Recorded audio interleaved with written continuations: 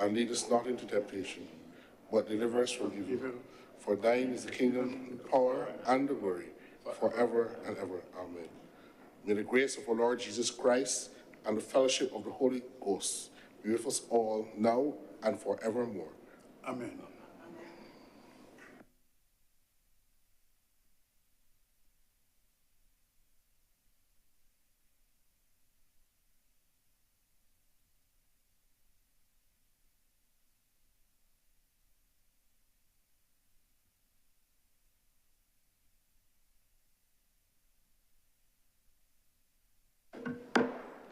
The Honorable the Senate is now in session. Messages from Her Excellency the President. Announcements by Your Honor.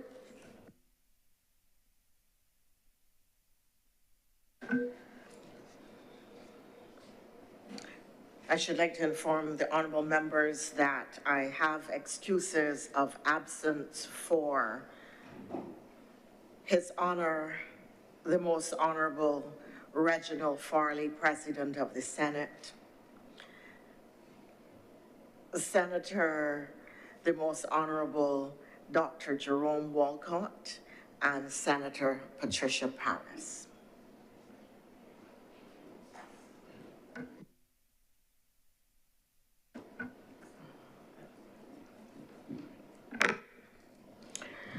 Minutes of the meeting held on 5th February 2025 are to be confirmed. Madam Deputy President, I beg to move the confirmation of the minutes of our meeting held on Wednesday, the 5th of February 2025.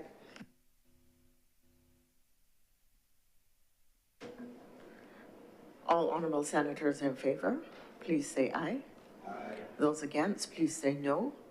The ayes have it. Minutes of the meeting held on Wednesday, 23rd April 2025. Madam Deputy Speaker, I beg to move that, Madam Deputy President, I beg to move that the minutes of the meeting held on Wednesday, the 23rd of April 2025 be deferred at this time. The question is that the minutes of the meeting held on Wednesday, April 23rd, 2025 be now deferred. Will all honorable senators in favor please say aye? Aye. Those against, please say no. The ayes have it.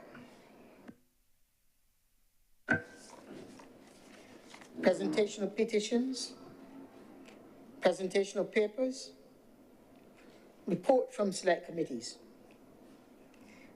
questions to ministers, request for leave to move the adjournment of the Senate on matters of urgent public importance, statements by ministers or parliamentary secretaries, personal explanations, motions relating to the business or sitting of the Senate and moved by a minister, introduction of bills,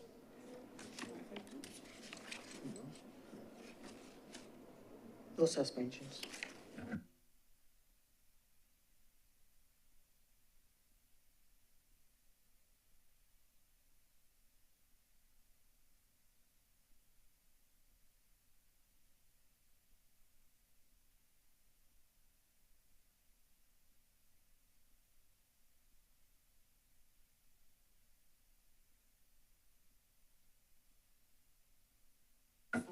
Introduction of bills, public business.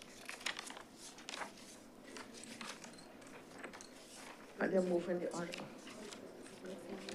Public business is the order of the day. Public business is now the order of the day.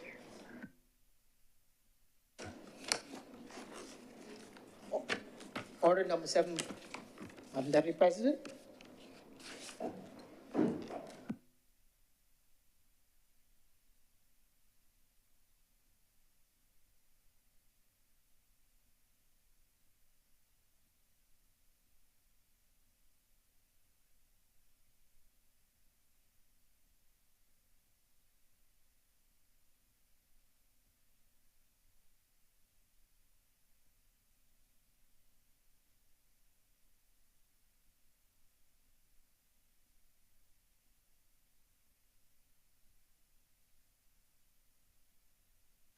Public business is now the order of the day. Order number 7, Madam President. Madam President, to move the second read in the name of the honored leader of the Senate, to move the second reading of the Seaport Industry Management, Operation and Development Bill 2025. Senator Cummins. Thank you very much, Madam Deputy President. As I rise to introduce this bill, I am sure that all honorable senators would recall that we have come to this place on several occasions over the last few years, to deal with a number of pieces of maritime legislation. And these pieces of legislation have really been driven in large part by two principal things. One, the position and the policy of the government of Barbados as at 2018 to invest heavily in the development of our maritime sector. I believe we have heard on more than one occasion that Barbados has 400 times our land space in our marine space. And so the investment in a marine industry or a maritime industry has been a part of the government's policy position. But, Mr. President, in 2018, when this government came to office, as a consequence of the work of the International Maritime Organization, there was an audit.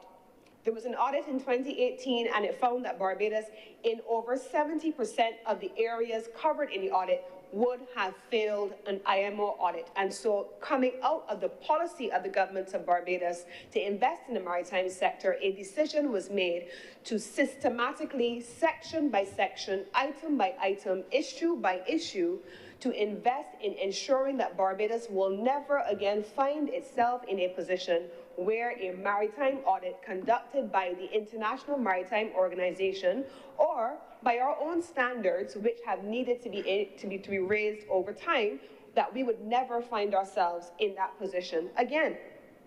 And so the work began. Many of us, if not all of us here, would recall that in 2018, we started out with a ministry with responsibility for the blue economy and maritime affairs.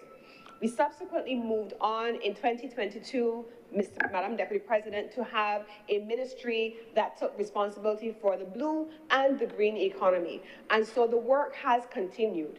Specifically, though, on the maritime sector, I come at this from the perspective, Madam Deputy President, of being a chairman of the Bridgetown Port in 2018 when that maritime audit was an issue, when the policy coming from the Ministry of Blue Economy was being developed, and you will see reference to a national maritime policy emerging out of that leadership at the time of the Ministry with responsibility for the blue economy.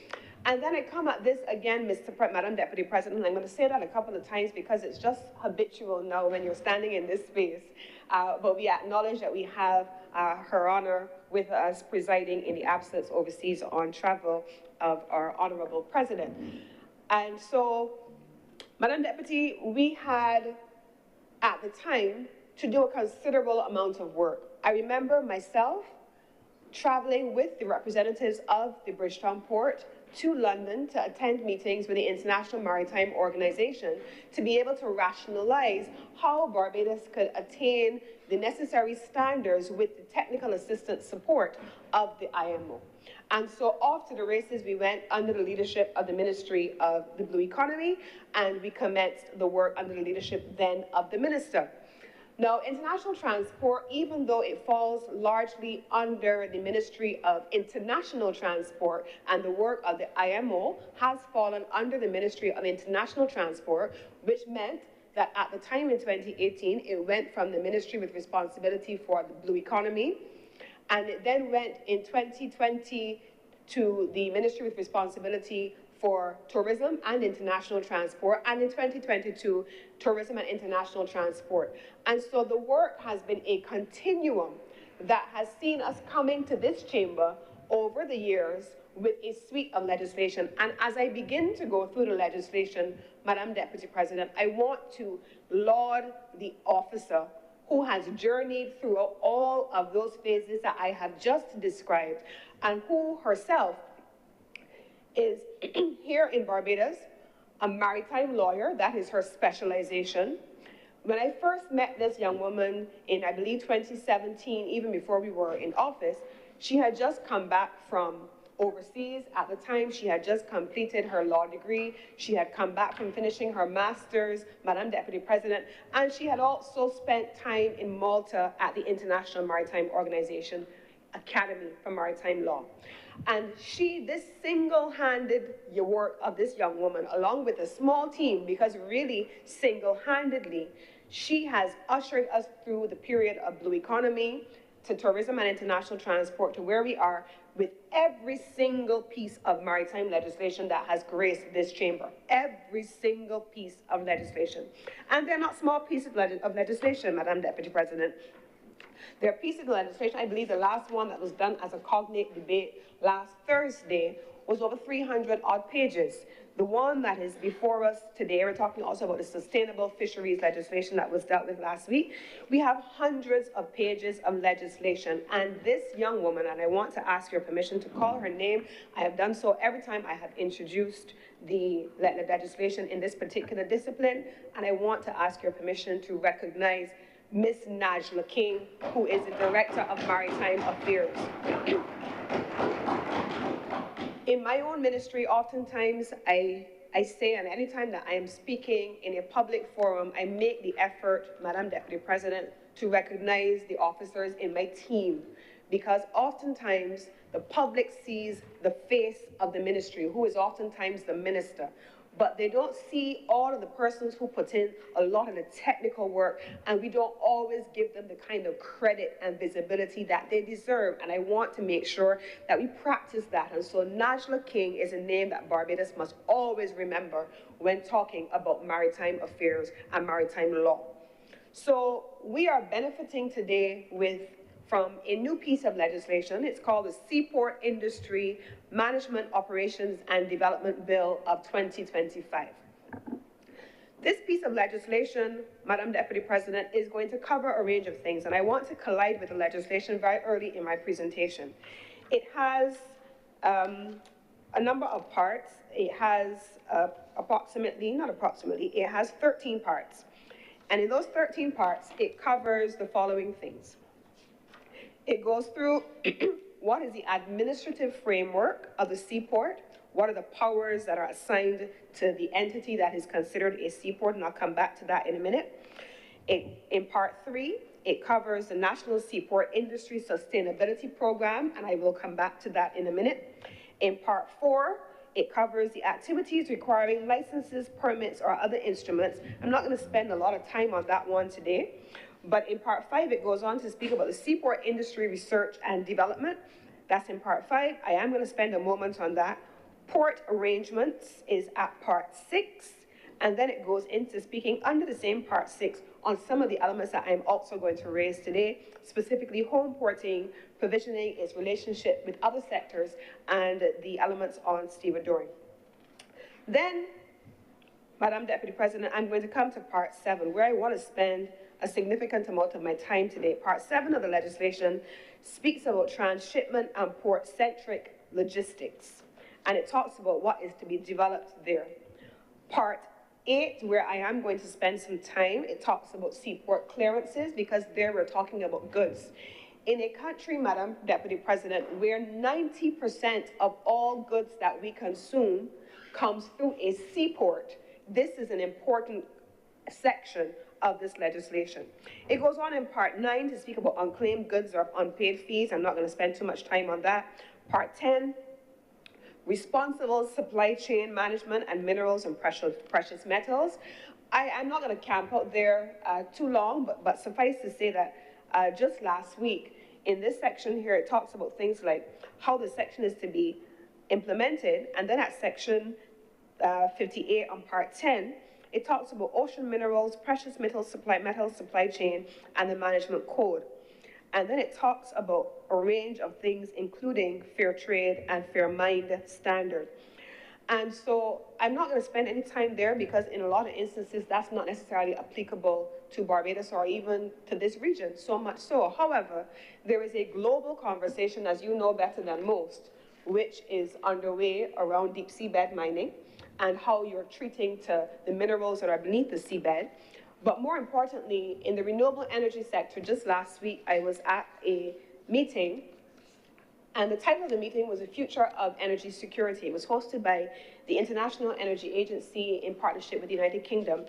And in that discussion, they were speaking extensively about the need to have continuous access to the minerals and the rare earth minerals used to procure energy goods and to manufacture energy goods. And so this is an important global part of the conversation, even if not specifically important in a Barbadian context. Offenses and penalties in Part 13, a number of miscellaneous components in Part 13, Part 12 and 13, and then it has a series of schedules. It has 6 schedules in total, which outline both the administrative arrangements, the structure of the Seaport Research and Development Committee, and the various forms and declaration forms that are necessary. So let me get into the substance of the presentation, having gone through the various sections of the legislation for reference. Madam Deputy President, a few weeks ago, we were in a retreat. Senator Monroe Knight was there. I believe you were there, Madam Deputy President. And in the opening comments of the Honorable Minister who spoke at the launch of that retreat, we were speaking about missions, there were a number of things that that minister said that stood out for me. And I want to reference those comments here in my presentation to frame my introduction of the substance of this bill. They said Barbados is in summary, I'm paraphrasing here, Madam Deputy President, I'm paraphrasing because we want to get into the meat of the matter. But in summary, the Honorable Minister who spoke said this: there would have been no contemplation that we would have been the government to be leading a country at such a time as this. There would have been no contemplation that we would have been the government leading a country in an era of global instability almost continuously. There was no contemplation, certainly, of anything that came between 2018 and now, and just when you thought that you were settling, the world is perhaps more unstable now than it had been in the last several years. So what is it about leadership, visioning, and how those things translate into policy that makes us the government that is now leading in this environment? When in 2018 we started the maritime shipping policy, there was no contemplation outside of an aspirational goal for Barbados to use its logistical location, its geographical location, to develop into a logistics hub. When we started to have a national shipping policy, there was no contemplation except the fact that we needed to diversify our market base for where we were going to be procuring our goods from different traders in terms of exporters. When Barbados started to establish the logistics hub, for example, in Lears in St. Michael, just up there off of Canewood, there was no contemplation about the inability to access certain goods from different countries and what increases in tariffs would have resulted in, and how diversification from different markets would have become even more critical. None of those things would have been contemplated. But the importance of visioning and a high level of ambition as to where this country needed to position itself has meant that in 2025, Barbados is further along the trajectory than we could have been had we not had that high level of visioning. The creation and the establishment of Barbados as a logistics hub is a critical component captured in this legislation as at 2025, on the last day of April 2025, but it is even more critical, Madam Deputy President, in an environment of geopolitical instability and challenges with where our goods are going to come from in different parts of the world. That is what leadership and vision is going to position Barbados to put Barbados in a position where in many instances we can't overcome all of the challenges that we're going to find. We're never going to be able to preempt all of the challenges that we're going to encounter, but certainly by setting a high level of ambition and an expansive vision for where Barbados as a country can be, it helps us to be in front of the curve in many ways as we are now navigating. In this legislation, Madam Deputy President, it speaks about a couple of things, and I want to go forward and come back. In Part 8, for example, the sections in there, for the sections 47, 48, 49, and 50, speak in summary about pre-clearance. Madam Deputy President, in 2019, Barbados introduced Assecuda World. September 2019, Barbados introduced Assecuda World to be able to introduce exactly what is now captured in this April 2025 legislation. Yes, there are elements relating to clearance and pre-clearance captured in the Customs Act, which we have passed in this honorable chamber already, but this is what is contemplated. But we go further. September 2019, we saw Asakuda. By the end of 2019, we also saw the Bridgetown Port, which a lot of this act relates to, introduce something called the Port Community System.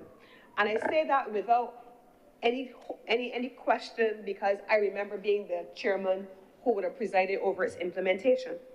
And why did we introduce a Port Community System? Because on the agenda, down the way, was the maritime single window, which we have passed the legislation effecting in this honorable chamber in only the last 2 years. So we have the maritime single window, the electronic single window, which is a project that has spanned, I believe, since the Honorable Prime Minister was Minister of Economic Affairs and Development somewhere back in a previous life. And this project, along with the maritime single window, along with the Asakuda World System, needed to have coherence. And there needed to be a single platform that allowed all of the various single windows to speak to themselves. So Asakuda World is a customs platform. It focuses on customs clearance. Maritime single window is a ships clearance platform, and it focuses on ships. The electronic single window, which sits under my ministry, is also a pre-clearance platform, but it specifically focuses on things relating to export and import certificates. And the port community system is meant to house it all. And so, Madam Deputy President, where we are now is in a position where we are creating an entire framework that captures the ecosystem, and I'm going to use that word repeatedly for a reason. When people say the Bridgetown Port, the port, they think it's just the structure there. The gates, gate 1, gate 2, the north gate, the south gate, shed 1, shed 2, is the place that they go to clear barrels. But the port is an ecosystem. The Bridgetown Port is an ecosystem. And I want people to understand that the ecosystem that is the Bridgetown Port is what is now in contention in all of these pieces of legislation. The Bridgetown Port includes customs. Customs covers Asakuda. The Bridgetown Port includes what we call the other government agencies: health, port health, agriculture, veterinary, plant. It includes commerce for import certificates. It includes police. And so all of the various agencies that function within the Bridgetown Port have a regulatory responsibility. And when we come to, therefore, Part 8 in this legislation, and we connect it with the other pieces of legislation, like the Customs Act, we are speaking about putting all of those agencies that constitute the ecosystem into a single online platform, which would allow for the goods to be cleared, all of the agencies to have the various touch points that are necessary, risk management strategies to be used, so that Barbadians and Barbadian importers are able to have faster clearances of goods through the Bridgetown Port. And so Section 8 is important because of that work. Under the electronic single window in my ministry, which I can talk about, we have a couple of things.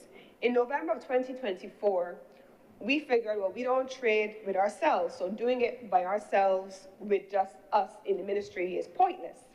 And so together with Export Barbados, we then made a request to have a presentation to COTED. COTED is the Council on Trade and Economic Development of the CARICOM Secretariat. And coming out of that presentation, we are now at the end of completing a pilot where 12 member states of the CARICOM region have now come on board the Barbados pilot and are engaging in exchanging export certificates in goods that are moving throughout the region using the electronic single window that Barbados has developed. We are now in Trinidad and Tobago, for example, covering 23% of all transactions. Jamaica, St. Lucia, Guyana, we have 38% of all transactions covered. And other countries that are involved in the pilot, accounting for 39% of all transactions, are the following: Anguilla, St. Vincent, Belize, Dominica, Suriname, Grenada, St. Kitts and Nevis, and Antigua and Barbuda. So we have 12 countries that are engaging in the utilization of the pilot for export certificates under the electronic single window. This is what we're talking about, Madam Deputy President, when I say that projects that were long started and are now well advanced in its implementation and finally coming to fruition were as a result of visionary leadership, a commitment to implementation, and now we are in a position to say, having passed or having now considered this legislation today and hopefully pass it later on today, that we are well advanced with the implementation of many of the provisions captured in this legislation. I want to then go, Madam Deputy President, I'm going to come backwards to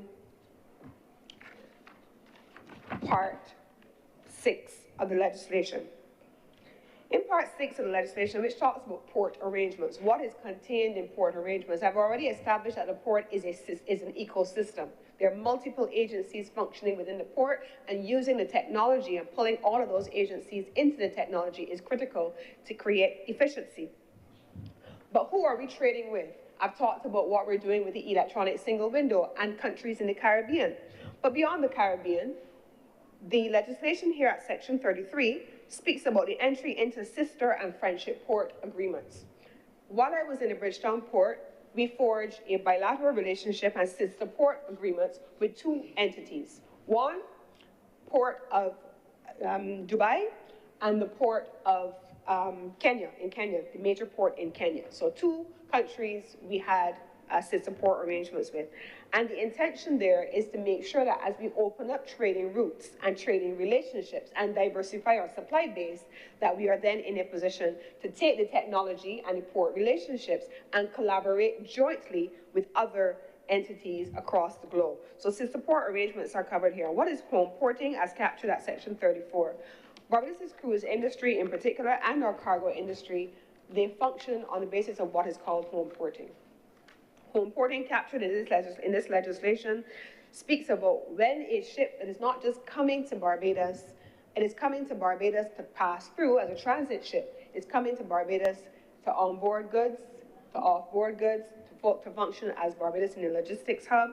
But for cruise in particular, it is what allows us during the winter season to see all of those planes coming into Barbados, lining the tarmac, especially above Gate 13, and then the buses taking them off the ship, off the plane, straight into the Bridgetown port, onto the ship. And the ship is engaging in what is important that I want to come to, is captured here in this legislation in section, on the provisioning. It speaks about provisioning under Section 36. This is where the economic value of the maritime industry, specifically for both cargo and cruise vessels, becomes important, Madam Deputy President. A ship carrying 1,500 passengers is possibly also, as Senator King would know, is also carrying possibly 1,000 to 1,200, even 1,500 crew. They have to be fed, they have to be watered every single day. And we have built a relationship with the cruise lines and with the cargo lines that home porting in Barbados is the thing to do. And what does that mean? It means that the small shops are able to sell their goods onto the cruise. It means that the artisans are also able to do the same thing. The rum manufacturers are able to do that. And many people don't even realize that our water manufacturers are able to sell their water, their bottled water, onto the cruise ships.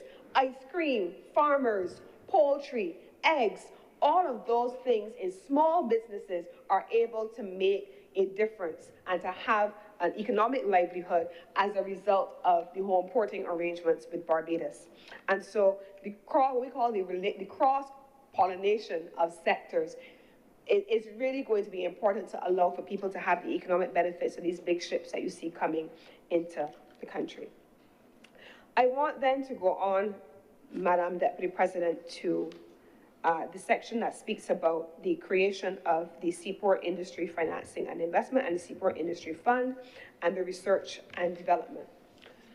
The maritime sector, certainly if I were to connect it with the energy sector, is one of the sectors that has been investing very heavily in decarbonization initiatives, ensuring that you're able to reduce the impact on the environment as a result of ships moving across the ocean from place to place. And so the investment in innovation and research and development is a critical part of that, and this legislation covers it. It also covers, Madam Deputy President, in Section 8, under transshipment and port-centric logistics, the establishment of Barbados' transshipment and port-centric logistics program. What is that? Madam Deputy President, when you go to places like Rotterdam, Kingston Wharves, many of those major ports globally. Everything around the port is related to what is called portside activity. Portside activity. If you need to be a part of the import-export trade, chances are you are adjacent to where the seaport is based. And so that reduces the transport costs, it reduces the logistics costs, but it also makes for efficiencies in clearances.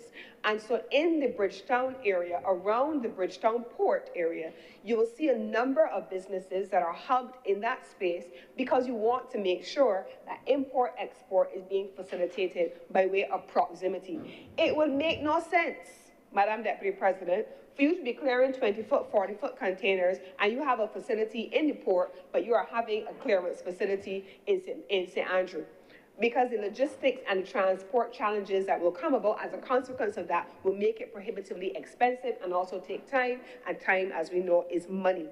So it is the ambition of this government to see the Bridgetown port develop and its environs as a logistics hub that focuses on trade logistics and allows for the global community to see Barbados as a logistics hub. You've heard the Honorable Prime Minister speaking about the transatlantic slave trade. And in speaking about the transatlantic slave trade, she's talked about reversing the Middle Passage, using the Middle Passage in a modern context for good, as opposed to what was done in our historical colonial context, where we use the Middle Passage and Barbados' geographical location to service the needs of countries in the north and in the south as a logistics hub, using the Bridgetown port and the Grant and Adams International Airport on a seaside. But today we're discussing maritime, and so I'm speaking about the seaport side of it today. But it does include air freight, because perishables in particular also need to have the benefit of air freight because of the speed with which you are transporting these items. And then, of course, with the Bridgetown port, you need to have what we call reefer containers, which are simply refrigerated containers, where a significant amount of our fruit, vegetables, and meat products are able to be transported. This is what global logistics looks like. And this small country, in the middle of the Atlantic Ocean on one side and adjacent to the Caribbean Sea on the other side, upwinds. When we had the Seaport conference last month, one of the leaders who came, they came by private plane, and they said getting here was just 6 hours on a direct flight. When we are traveling to the African continent, Madam Deputy President, we have to go to London for 8 hours, and then we have to go from London to the African continent for 9 hours, or 8 hours, or 7 hours, over the Atlantic, and then reverse it to be able to come back to Barbados. But the notion of being able to go directly from here in Barbados, either by sea or by air, is a conversation that Barbados has begun to have with the global logistics community. How does Barbados establish itself as a logistics hub? And does Barbados have the legislative framework, the necessary incentives, the necessary infrastructure to be able to deliver on its ambition? Because an ambition without all of the practical things that go along with it is just an ambition. It's just idle talk. And so when we talk about the Bridgetown port, that is why, and you've heard the business community, certainly I have heard in my ministry with responsibility for business, I've heard the business community expressing grave concern, especially during cruise season, because they've been having their cargo vessels having to remain offshore. There is congestion in the port, and you are unable to bring cargo vessels in until cruise vessels go out. It is the reason why we started the cargo berth. It was one of the last things that we did before I left the Bridgetown port, and then we handed over to the team that is there now. But the cargo berth is now about to be completed, which will now allow Barbados to have a dedicated cargo berth for cargo ships, to reduce the challenges that have been faced with congestion. And the Prime Minister herself has been leading meetings on port efficiency, so that once those goods are off the ship, 20-foot or 40-foot containers, or even less than a container load, once those vessels are off, once those goods are off the vessel, how do we make sure that among the various actors in the ecosystem in the Bridgetown port, that we can have efficiency and a minimized cost, and therefore a time of doing business? Can we clear goods in 24 hours? Can we clear goods in a day, in less than a day, what is required to get us to that point? The technology platforms that I have already spoken about are a significant part of that journey, and we're well advanced in getting there. And the investment in the cargo berth as infrastructure is a critical part of us getting there, as well as the investment in the agencies to be able to upgrade their skills. Training, as I speak, is underway with all of the government agencies in the upgrades for Asakuda World, which will be completed in January 2026, and the finalization of the electronic single window, which we are aiming for to take place later on this year. Training is underway with all of these agencies. And so the expectation is that with all of these efficiency measures, we will see a decreased paper handling and storage requirements, reduced transportation costs, lower administrative overheads, and quite frankly, less frustration with Barbadians, because people just want to be able to get their goods cleared and to get their goods cleared in a reasonable time frame. From the government standpoint, the government wants to make sure we have met all of the security requirements of the Bridgetown port, and that we are in a position to clear goods safely for all, and that we're not clearing things that are declared to be one thing but are actually something else. That is one of the things that the government is interested in ensuring that that happens. That is the reason why, Madam Deputy President, that as we have invested in infrastructure, the port has invested also in extensive security infrastructure to protect goods and people from things that are coming through the Bridgetown port that don't belong there. I want then to make the point as well that this legislation does not only cover the Bridgetown port, it covers any seaport facility, and we have at least 2 other private seaport facilities on island, on the western side and the northern side of the island. This legislation also covers the activities in those areas. And so I want to make it clear that they fall under the remit of the legislative frameworks governing seaports in the country. And if Barbados were to ever have another seaport, the same would apply. And so, Madam Deputy President, these are the principal things that I wanted to go through in this legislation. I did not want it to be a lengthy presentation today, because I believe that we have well covered a number of the issues that are relevant to the Bridgetown port and the seaport industry in these successive pieces of legislation. I want, however, then to just, in my final comments, to speak about the resilience agenda. Resilience is covered in this legislation, and you will see sustainability and resilience presented on multiple occasions throughout this legislation. This is critical, Madam Deputy President. As a government, this government has ensured that, especially even in this year's budgetary statements and announcements, that resilience is at the heart of all of the interventions that have been announced by this administration, Madam Deputy President. And it is important that in this legislation, resilience is also incorporated, as is sustainability.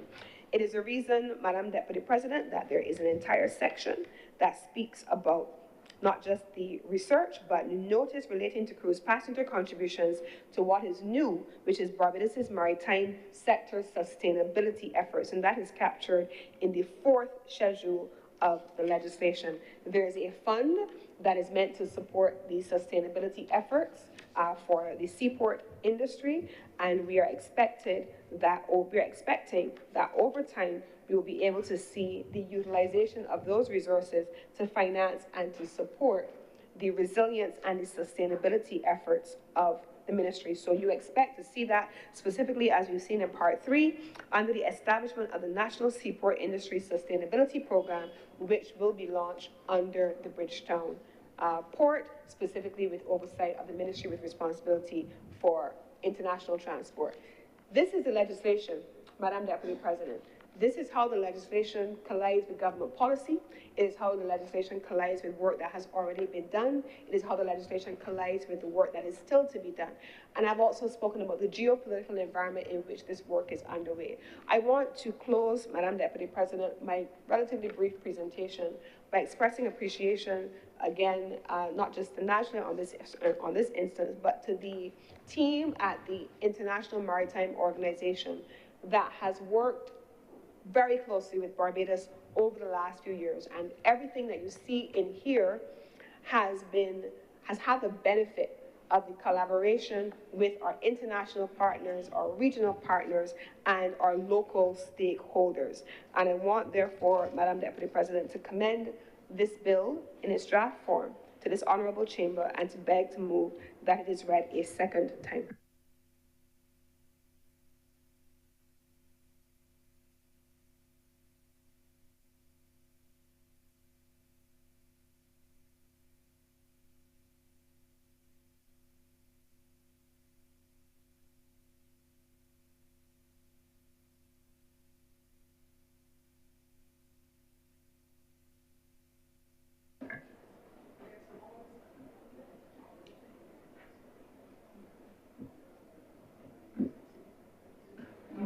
Senator Dr. Drakes. Thank you, Madam President, for the day. I rise, and that is what I will be referring to the chair because that is the position that you hold this afternoon. Madam President has a nice ring. We are discussing, and I'll shorten the name of the bill, the Seaport Industries Bill 2025. And I believe the leader of government business did in fairly short but in-depth presentation of what is captured in the bill, its provisions, and what it seeks to do. And based on that presentation, I will say that the bill and my reading, I will say that the bill is one, comprehensive, it is extensive in nature, and wide-ranging and covers many aspects of port development in the future and how we attend to issues of sustainability, regulation, etc. Madam President, having been notified that Senate was being called today, yesterday, I was not able to do a lot of homework. I see some stares, but nonetheless, I was not able to do a lot of homework on this bill in relation to speaking to the relevant stakeholders and getting their input on the bill and its... Senator, sorry, you haven't been here for a while and you were just getting into stride, but the reality is that the Senate met last week and was adjourned to today. So the notice didn't just happen to go yesterday with our honorable senators being informed. Senate was adjourned a week ago to sit today. And thank you for that clarification, Madam President. And you are correct, I have been missing for a while. And I only saw it in my inbox, so that was my reality, and I give way to your guidance on the matter. But nonetheless, because of its wide-ranging implications, I was still unable to interface with stakeholders who this bill would affect. And that is a fair point to make. But nonetheless, I want to say that this bill is really embedded in the larger context, as the leader of government business noted, of the Barbados blue economy. That is clearly no secret. But when we ask the question, what is the Barbados blue economy, we have to engage with a number of policy instruments that have been engaged by the government through a number of development agencies. We had the UNDP Barbados Blue Economy Scoping Study, the initial action plan, that is one policy paper. Then we had the action plan and roadmap for implementation of the Integrated Blue Economy Policy Framework. That was done by the IDB. There is also the Barbados Roof to Reefs program that speaks to blue economy activity. And then we also have pieces of policy such as the Integrated Coastal Zone Management Plan that also has elements of the Barbados blue economy within it. And we are also now very much in national negotiations as it relates to the BBNJ agreement, which is the agreement on marine biodiversity of areas beyond national jurisdictions, which has wide-ranging implications as well for the Barbados Exclusive Economic Zone, the EEZ. So when we talk about the Barbados Blue Economy, I believe, Madam President, despite having all of these policy papers and instruments, there is a local context of the average man and woman on the ground that is missing from the discussion. Because when the average Barbadian hears about the blue economy, how are they engaged with it? How are they a part of it? How are the fisher folk who are trying to get, many of them still trying to get their boats back into the water, how are they being facilitated as part of the Barbados Blue Economy? How does the average citizen, when all of the investment is made, how do they benefit both financially, socially, from any windfalls that come from that investment in the future as it relates to the blue economy? And I think if we can find a way to articulate that to Barbadians, it would be something that allows Barbadians to buy in to the concept of the Barbados Blue Economy.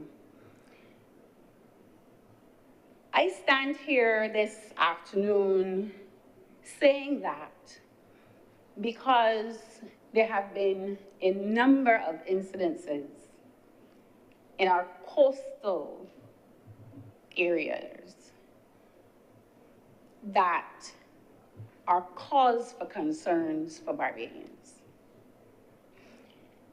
If we are moving in a development path, on a development pathway that is saying it is to be economically viable, ecologically sustainable, and socially just, it brings into question then, Madam President, how are we tracking the progress of the Barbados Blue Economy?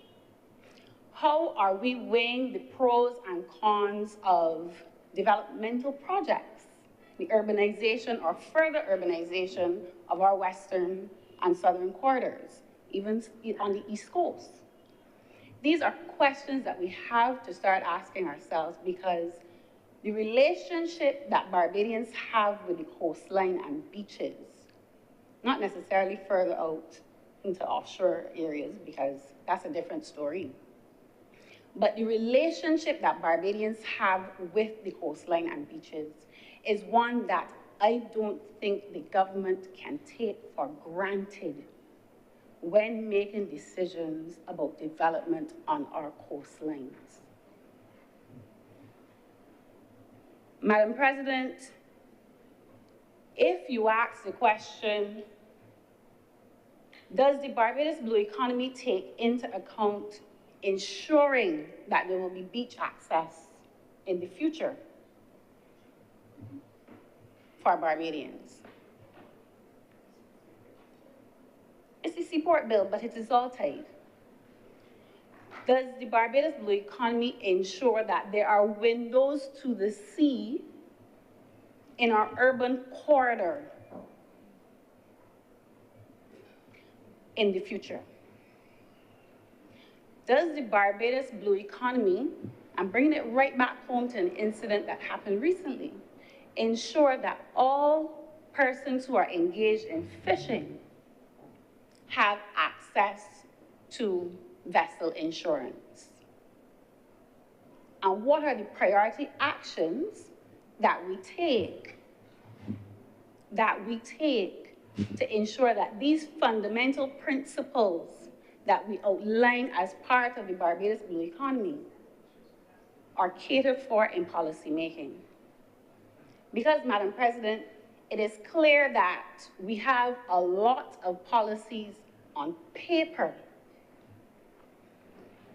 but I would suggest, based on me being on the outside of things, something is not translating on the ground. And the government needs to figure out a way to make the government needs to find a way to make the bridge. Madam President, I go even further. If we are saying that this is an area that is to bring great economic prosperity, then it also has to have a counterbalance as it relates to our ecological assets and our social development. And how are we doing that? Are we measuring the Barbados Blue economy by just stating how many jobs are coming into the country by way of new hotels and the number of investment? Or do we actually know how that development is impacting the health of our coral reefs?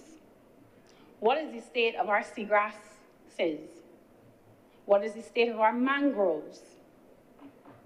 Where would we like to see the health of these large marine ecosystems in the next 10 to 15 years? Are we putting things in place like the Barbados Environmental Sustainability Fund, which is now getting off the ground, for marine conservation? But it has to be more of a concerted effort by how we measure and assess what is happening in the Barbados Blue economy. The same way how anybody can pick up a central bank report and they can see how GDP, debt, all of these economic metrics are doing because of the priority, and the government itself has said the blue economy is a priority, a developmental priority. We have to decide what that national metric looks like and what we include to measure and track its success, so that if we make a decision that goes against that metric, we know what course of action to take. And at the moment, we do not have enough data and information, in my estimation, in a collated fashion, periodically enough to make evidence-based decision-making about the blue economy.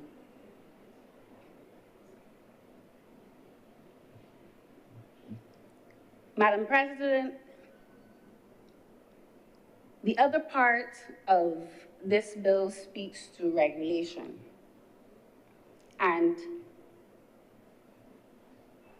I think this is also something that plagues many organizations and agencies in government. But the extensive work that is going to be required for licenses, permits, etc., I'm also asking the question, do we have the technical capacity to handle the type of regulation that we are implementing, that will be implemented once this bill is passed this afternoon? The leader of government business made mention of the stellar work that is done by Ms. King, but these small departments are carrying a heavy load. And I don't want us to have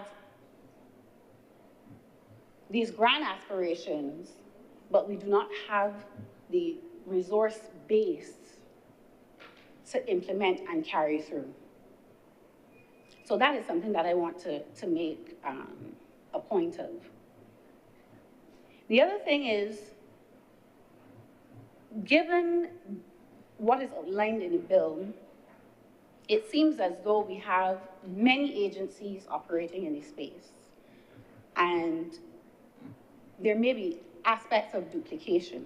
For instance, this bill speaks to the port having the ability to designate areas for further port development. How does that align with town planning? How does that align with the integrated coastal zone management plan? Will that then also speak to the areas as it relates to what is going to be earmarked in the marine spatial plan? All of these things, Madam President, leave question marks for me because, again, as I said, I'm on the outside. So reading the legislation, these are the types of things that I put a question mark next to. Because if we are saying the port has the ability to expand and designate areas, then what is the role of town planning in that same process? Who has oversight then over that process? And I'm hoping that the government will have answers to these questions because that is the point of this exercise and debate. But, Madam President, I will ignore the asides that are trying to come in now and say that I have some questions as it relates specifically to the bill. And the leader of government business made mention of it, but I want to seek more clarity on this issue. And this is in, let me get this section, Madam President.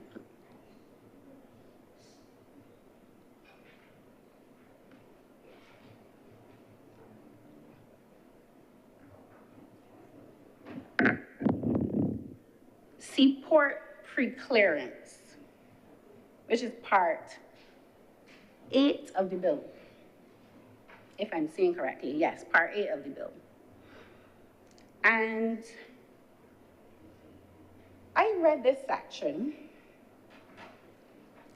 and my mind went in a different direction in comparison to how the leader of government business articulated this pre-clearance. It talks about, first, Customs and Border Protection pre-clearance. And with your leave, Madam President, I'd like to read clause 47. It states, Customs and Border Protection pre-clearance, subject to consultation with the minister.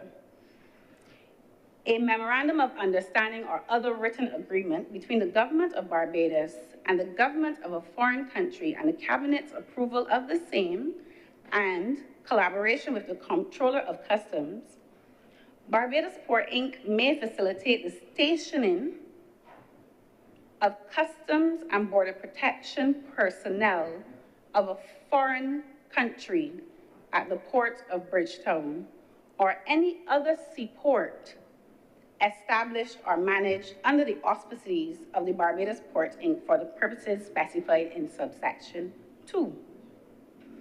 That subsection 2 states, subject to subsection 1A, Customs and Border Protection personnel of a foreign country may be stationed at the port of Bridgetown or any other seaport established or managed under the auspices of the Barbados Port Inc.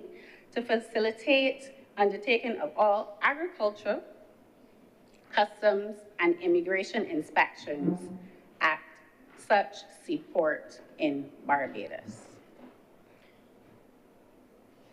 I will declare my hand. I've never engaged directly with the port activity. I read that section and it raised red flags. Because what is the arrangement where foreign officials are now managing our ports?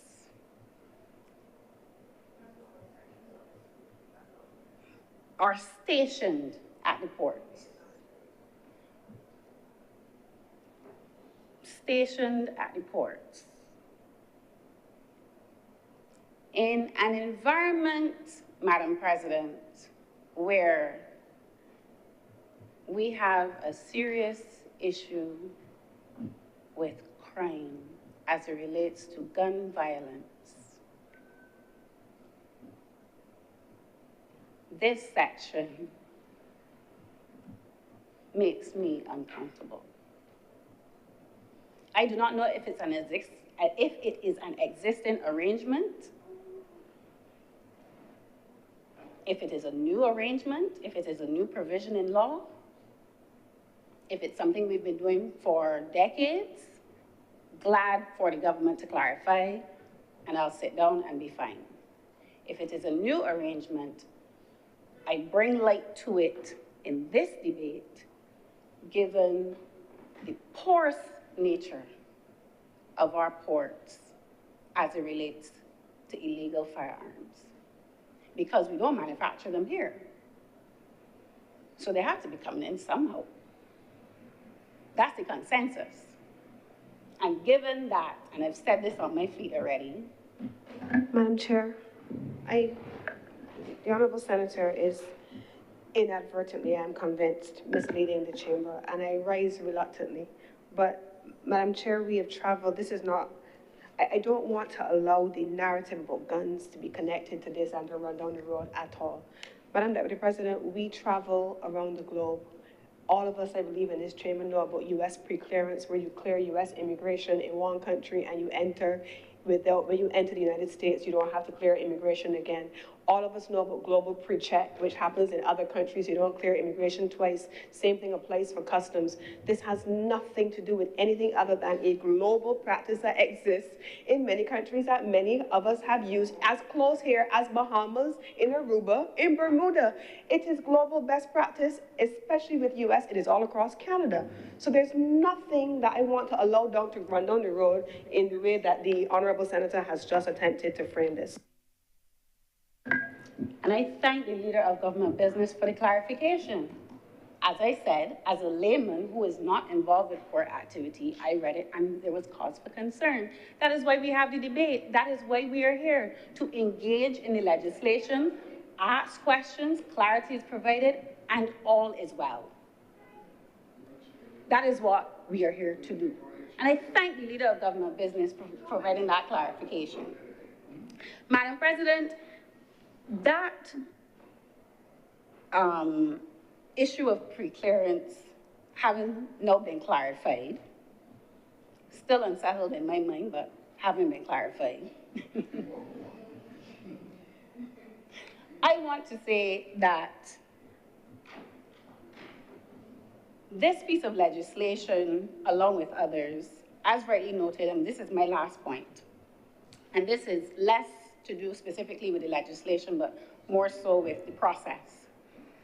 We had some large pieces of legislation being passed in this chamber as it relates to our maritime affairs.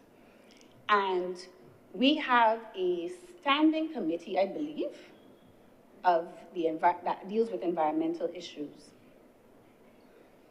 The Sustainable Fisheries Management Act that was passed last week, I believe, where I was absent. Legislation such as this Seaport Industry Bill.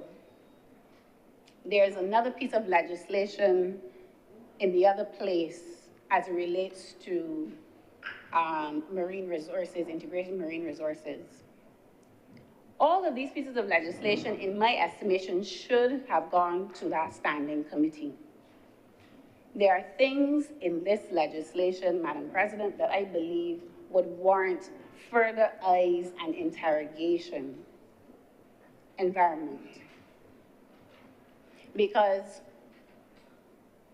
last week, we passed a piece of legislation that key stakeholders in the fishing industry have not had eyes on it because they called me. So I stand here in this chamber passing a Seaport Industries Bill, and I don't know what type of consultation was had. And it seems to be something that keeps coming up over and over and over again. And then once it's enacted, there is an outcry from those in the industry or those who the legislation affects. Some of the legislation. So if we have the standing committees, I believe it's for economic affairs, social development, and environment, use them so that when the legislation comes to the chamber, We know that it has been ventilated and it has been interrogated by stakeholders, and their concerns, whether they're taken on board or not, are acknowledged and highlighted. And that is a fair request, because the standing committees are there. That's the purpose of them.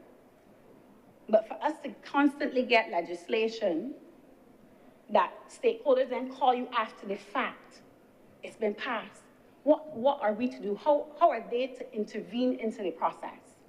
If the standing committee is there for stakeholders to intervene into the process, use the standing committees, so that the government won't feel like there are all these naysayers out there who are just trying to make the government look bad. But that's not the case.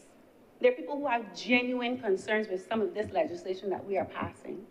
And once the legislation has been passed, it is very difficult for them to seek recourse or to intervene into the governance process to have their say. So, Madam President, I want to say that I support this Seaport Industries Bill, and there are a lot of things in the process as it relates to how this upper chamber operates that I believe there's room for improvement. But I will speak on that at another time, Madam President. I thank you.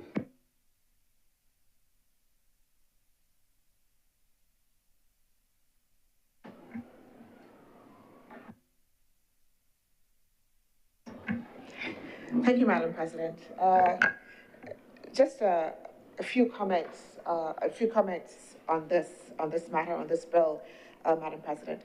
I would agree with the Honourable Senator Dr. Crystal Drakes that the issue of our blue economy and management of our ocean resources are extremely important, and one that requires much thought, and certainly are presented, as you would have indicated, the Leader of Government Business has been presented in the suite of legislation that has been brought before this Honourable Chamber, in particular in relation to Seaport, but also, as we discussed quite extensively last week, sustainable fisheries management as well. So that this comprehensive suite of legislation, much of it started in 2019 under when we had the Ministry for Blue Economy, was one that has been thought through. I also want to point out, Madam President, just a few things. So one, just in respect of the fisheries legislation that was passed. Now, of course, one cannot engage every single stakeholder as much as you would like. But I think that it would be fair to say that even the involvement of the Fisheries Association, Barnufo, and their engagement in the development of the policies and the Act. I also want to highlight the fact that it was pointed out that there was indeed extensive consultation that happened amongst fisherfolk. Again, not every single fisherfolk, unfortunately, may have been involved, but that there was extensive stakeholder consultation, that the Act, Madam President, also as well makes provision for a number of processes for the ongoing involvement of stakeholders, that it involves the development of a plan which involves stakeholders, which will be reviewed over time by stakeholders as well.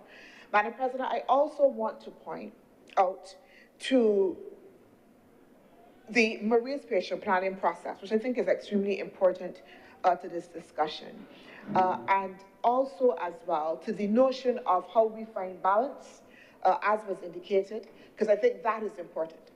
That the marine spatial plan is also an attempt to ensure that we do have that balance. It's not just about quote-unquote exploitation of the resources, not only about looking at the economic benefits of it, but also as well balancing the needs, again, of all of the constituent stakeholders to make sure that we are able then to have, again, the sustainable use of our ocean resources. If you look at the website for the Marine Spatial Plan, it is actually perhaps one of the most user-friendly websites that details the trajectory of what the government is intended to do. And you would note even the number of public consultations, Madam President, if you would allow, because I want to be very clear. And again, this is not only for those in government, it is a website that is there. It identifies very, very clearly the number of consultations on an ongoing basis, focus groups. This is the Marine Spatial Planning website, the Barbados Marine Spatial Plan website, Madam President. It identifies exactly, I can tell you, it has had 12 focus group sessions. It has had 3,284 surveys submitted. It has had 10 consultations with 191 participants. It has had educational interventions, over 940 students, 48 educators engaged. If you look at the site again, which is a public site, it identifies for you exactly where in the process we are with that Marine Spatial Plan and with the end result, as was indicated, in order to be able to collect the data that is necessary to inform ongoing planning. So that there is a process that the government is currently undertaking through the Marine Spatial Plan to be able, one, to ensure that we have the balance, two, collect the data that is necessary to inform ongoing planning, and thirdly, and most importantly, ensure that it is developed, again, with the involvement of all of the critical stakeholders. You can also go, Madam President, on that site and look at the governance framework for that Marine Spatial Plan, and also as well note the involvement of stakeholders and the mechanisms to ensure. So again, Madam President, the discussion, yes, around how we find the balance, the discussion around the need for data to inform concrete planning is an ongoing work. We're not suggesting that it is a finished work. There are a number of different pieces, a number of different planks, but it is an ongoing part of the agenda of government. Thank you, Madam President. I'm obliged. Senator Cummins, please. Thank you very much, Madam President. Madam President. So I want to thank the honourable senators who have spoken. Senator Drakes raised a number of points, and I think that Senator Dr. Monroe Knight has responded very capably on the Marine Spatial Plan. I do, however, want to make the draft document outlining the objectives of the Marine Spatial Plan as a document to the House. In Senator Drakes' queries, Senator Drakes raised questions about how we treat to the collision between the blue economy and the Seaport Industry Bills and how the blue economy work is being executed. I believe that the Marine Spatial Plan as a document to the House allows us to capture all of that. The time frame for the completion of that document is 2027. The work is underway. And when we're speaking about the underwater resources, the seagrasses and so on, one of the bodies of work being undertaken by this entity is very much the hiring of a boat, which is globally accredited for the purpose, and I believe that the first run has already been completed, and there are a number of runs that are meant to be undertaken so that the spatial area has been fully mapped out. And we are then in a position to be able to undertake that comprehensive work that Senator Drakes is making reference to. So I give the assurance to the chamber and to the country that as captured in the work of the Marine Spatial Plan, which is a part of the collaboration between the governments of Barbados and the Inter-American Development Bank under the Debt for Nature swap, that the work of the blue economy being led by the ministry with responsibility for the blue and the green economy, and specifically with the Coastal Zone Management Unit as it is currently constituted, is meant to undertake this work. Now, in terms of the agencies that are responsible, you would recall that we've grown up with the CZMU, the Coastal Zone Management Unit, but in the budgetary announcements and the statements from the Honourable Minister of the Ministry of Finance, we heard that we're now moving to have invested in what used to be the Coastal Zone Management Unit, the Coastal Zone Management Authority. And so there's meant to be a dedicated agency vested with the kinds of resources that Dr. Drakes, that Senator Drakes has asked whether or not they are available to the country, whether or not we are equipping ourselves with the manpower. That is the expectation that a reformed, a restructured, and funded, as captured in the legislation under the Seaport legislation here that we're navigating, is meant to capitalize the development of the body of work required in that area. And so Senator Monroe tonight has outlined the consultations that I have undertaken. But you know, Madam Deputy President, I hold town halls with my industry on a quarterly basis. We work through the various Renewable Energy Association, the Chamber of Commerce, Green Council, and so on. And we have these consultations, we have them virtually, we have them in person, but 100% you can guarantee that there's always going to be somebody or some bodies who will come and say they weren't consulted or they were not a part of the process. You kind of can't get away from that. That's always going to be the case. But that is not to say that, as Senator Monroe Knight has said, that there have not been consultations with the stakeholders. And the Marine Spatial Plan, interestingly, even on the website, it does say to people, if you are in a number of categories, if you are in the coastal communities, Senator Drake talked about coastal areas, if you are coastal planners or professionals, if you are civil society actors sitting outside of government, if you are a member of the cultural heritage community, if you are emergency or disaster management, energy, my guys, enforcement, environmental and biodiversity management, Senator Drake's guys, fisheries, all of our guys, general public, government, yes, maritime transport, meteorology, the private sector, regulatory agencies and departments, tourism and recreational activities, vendors, vulnerable groups, including members of the disabled community and religious groups, and water sport operators, and the list goes on. And the website, it says, we want to hear from you. In an instance, in the same town hall that we had on energy a few weeks ago, there was someone who said they were making comments on a recent decision by the Fair Trading Commission. And I remember saying to them, but why are you making a comment here now when this matter was open for public consultation under the law for 3 weeks? Did you use the opportunity there? But you will always have persons who do not take advantage or who are not present at the moment where the consultations are taking place, or any of the multiple moments who will come afterwards and say that they were not consulted. That is not to cast aspersions on the quality of consultations at all when the majority of persons have been engaged.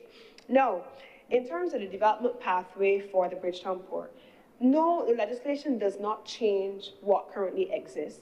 On land or at sea, there's always a regulatory requirement that must be observed.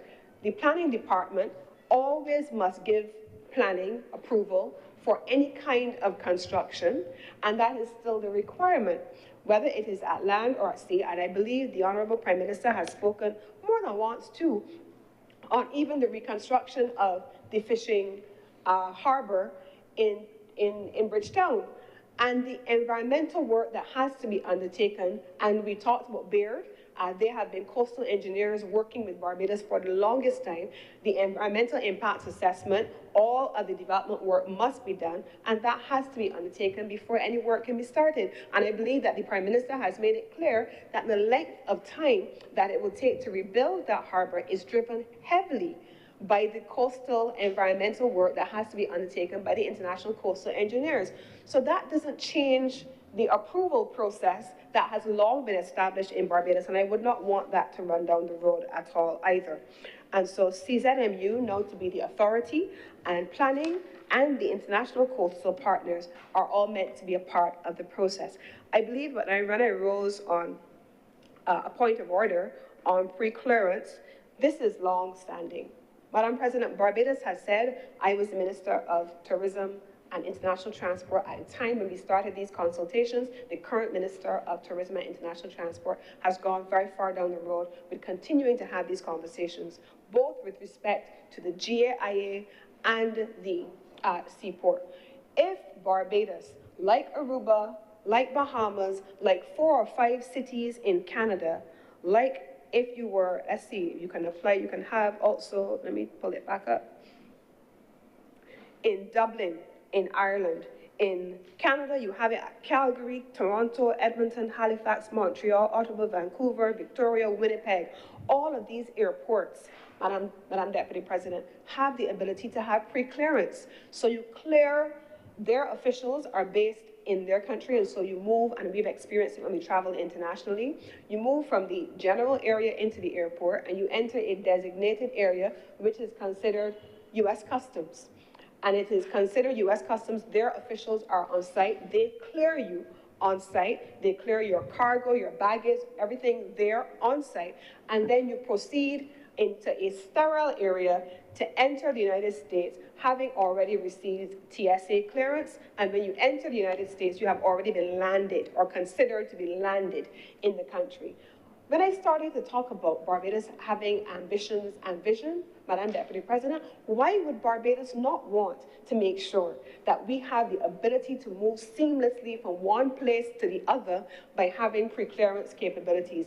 They do not override the local authority of a given country.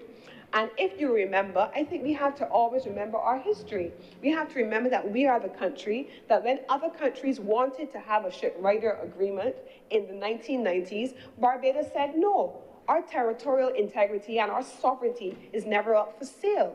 This is still the country that when there were Article 99 agreements being discussed on the Rome Statute for International Criminal Court, Barbados said no. Our territorial integrity and our sovereignty has never been up for sale. So why would it raise a red flag that Barbados would have a dedicated entity? As a matter of fact, every single embassy or high commission in this country is considered the territory of the sending state. There's nothing different about it here.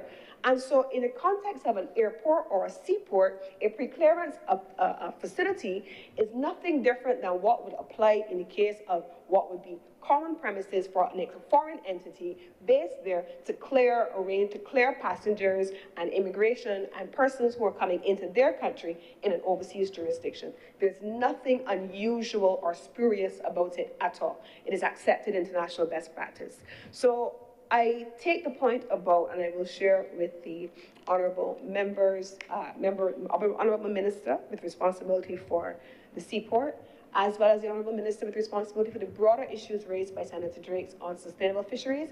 I believe that Senator Monroe Knight would have comprehensively covered the issues on fisheries last week in that debate, and I accept that Senator Drakes was not here, neither was I, and so I would not attempt to really litigate or re-debate a bill that went last week. So I'm focusing today on the bill that is actually before the Honourable Chamber, which is on the seaport. But I hope that I have brought clarity to the broader questions of the interrelationships with agencies around the Coastal Zone Management Unit, soon to be authority, the existing relationships which have always been the case with approvals for planning and CZMU, and the work of the Bridgetown Port, which has continued both locally, and I see in the legislation, for example, you will find the Bridgetown Port has a master plan and a business plan. That has always been the case. The master plan is usually a 10-year master plan.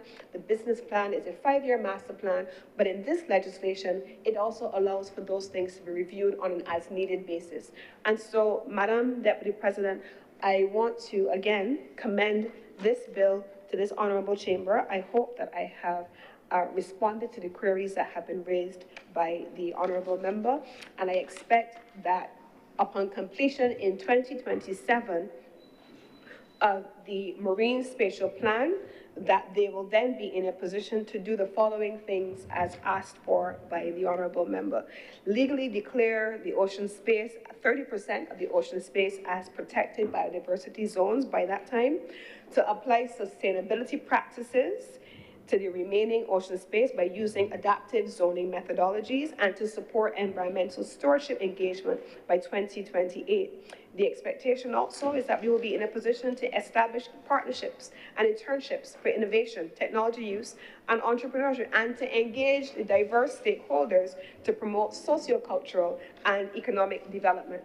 And then finally, I want to also draw to the Honourable Chamber's attention that it is the intention by 2027 also to identify a number of priority areas for short-term area use and to build a qualified cadre to manage these priorities within the first 5 years of implementation. This is a solid bill before the Honourable Chamber. It is rooted in solid policies, Madam Deputy President. It is rooted in a solid vision, and it is rooted in an implementation plan that has been very well articulated and defined both in the legislation and in the broader policy framework. And with these few words, I beg to move that this bill is read a second time. The question is that this bill be now read a second time. All honorable senators in favor, please say aye. Those against, please say no. The ayes have it. Madam Deputy President, I'd like to revert to public business and ask for the temporary appointment of the Honorable Lindell Nurse, Senator the Honorable Lindell Nurse, as the acting Deputy President for the remainder of today's sitting.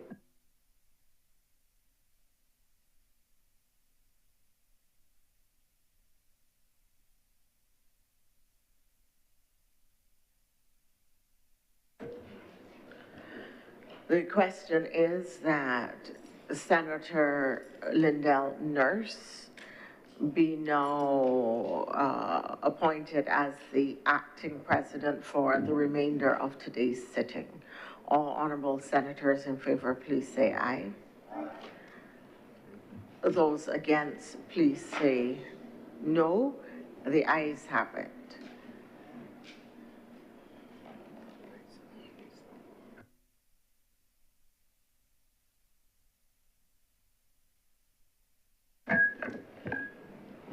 Madam Deputy President, I beg to move that you do now leave the chair and the Senate resolve itself into committee for further consideration of this bill. The question is that I do now leave the chamber and the Senate resolve itself into committee for further consideration of this bill. All honorable senators in favor, please say aye. Aye. Those against, would you please say no? The ayes have it.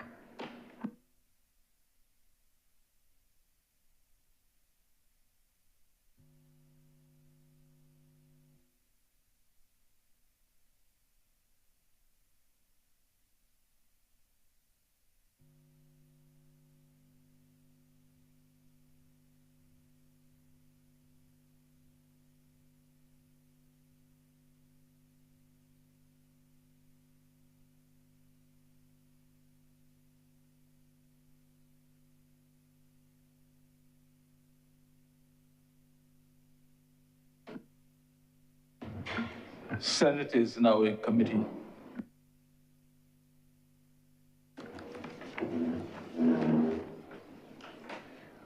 Part 1, clauses 1 to 4.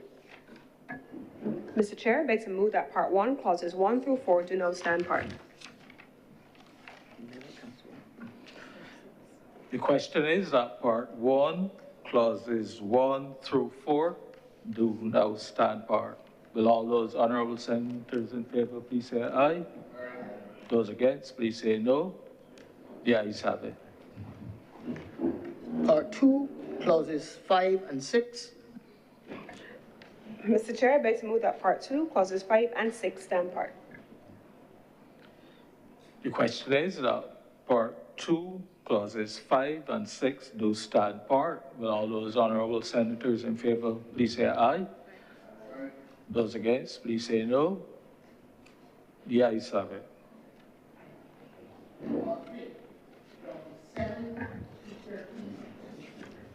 Mr. Chair, I beg to move that Part 3, clauses 7 through 13 do now stand part. The question is that Part 3, clauses 7 through 13 do now stand part. Will all those honorable senators in favor please say aye? Aye. Those against, please say no. Methinks the ayes have it.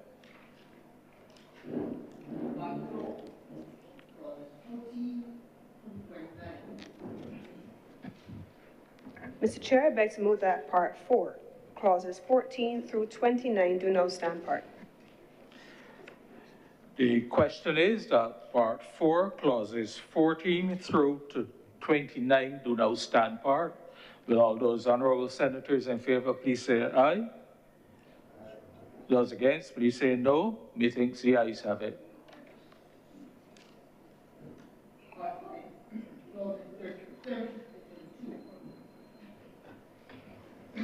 Mr. Chair, I beg to move that Part 5, clauses 30 to 32 do now stand part. The question is that Part 5, clauses 30 to 32 do now stand part. Will all those honorable senators in favor please say aye? Those against, please say no. Methinks the ayes have it. Part 6, clauses 33 Mr. Chair, I beg to move that. 238. Mr. Chair, I beg to move that Part 6, Clauses 33 through 38 do stand part. However, Mr. Chair, there is an amendment at Clause 35, and I beg to move that the word home porting be removed and let the sentence would just read requirements for vessels. Clause 36. 30, no.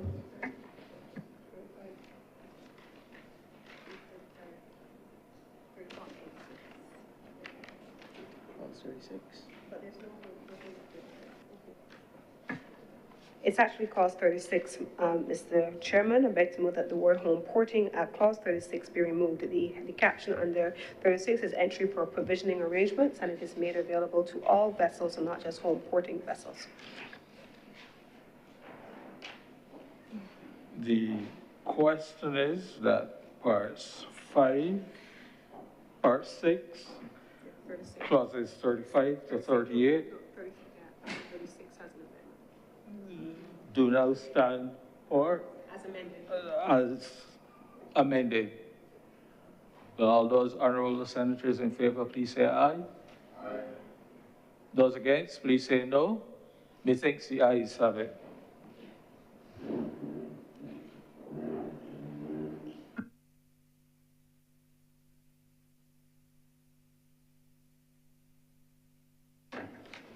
Mr. Chairman, I beg to move that Part 7, Clauses 39 through 46 do now stand part.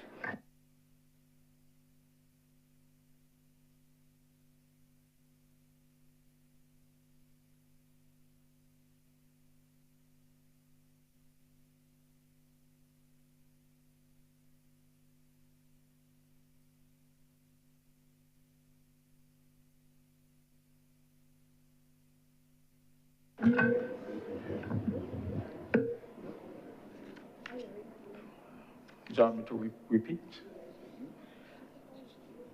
The question is that Part 7, clauses 39 through 46 do now stand part. Will all those honorable senators in favor please say aye? Those against, please say no. Methinks the ayes have it. Part Mr. Chair, I beg to move that Part 8, Clauses 47 through 50 do now stand part. The question is that Part 8, clauses 47 to 50 do not stand part. Will all those honorable senators in favor please say aye? Aye. Those against, please say no. Methinks the ayes have it. Part 9, clauses 51 to 54. Mr. Chairman, I beg to move that Part 9, Clauses 51 through 54 do now stand part. The question is that Part 9, clauses 51 through to 54 do now stand part. Will all those honorable senators in favor please say aye? Aye. Those against, please say no. Methinks the ayes have it. Part 10, clauses 55 to 65. Mr. Chairman, I beg to move that Part 10, Clauses 55 through 65 do now stand part. The question is that Part 10, clauses 55 through to 65 do now stand part. Will all those honorable senators in favor please say aye? Aye. Those against, please say no. Methinks the ayes have it.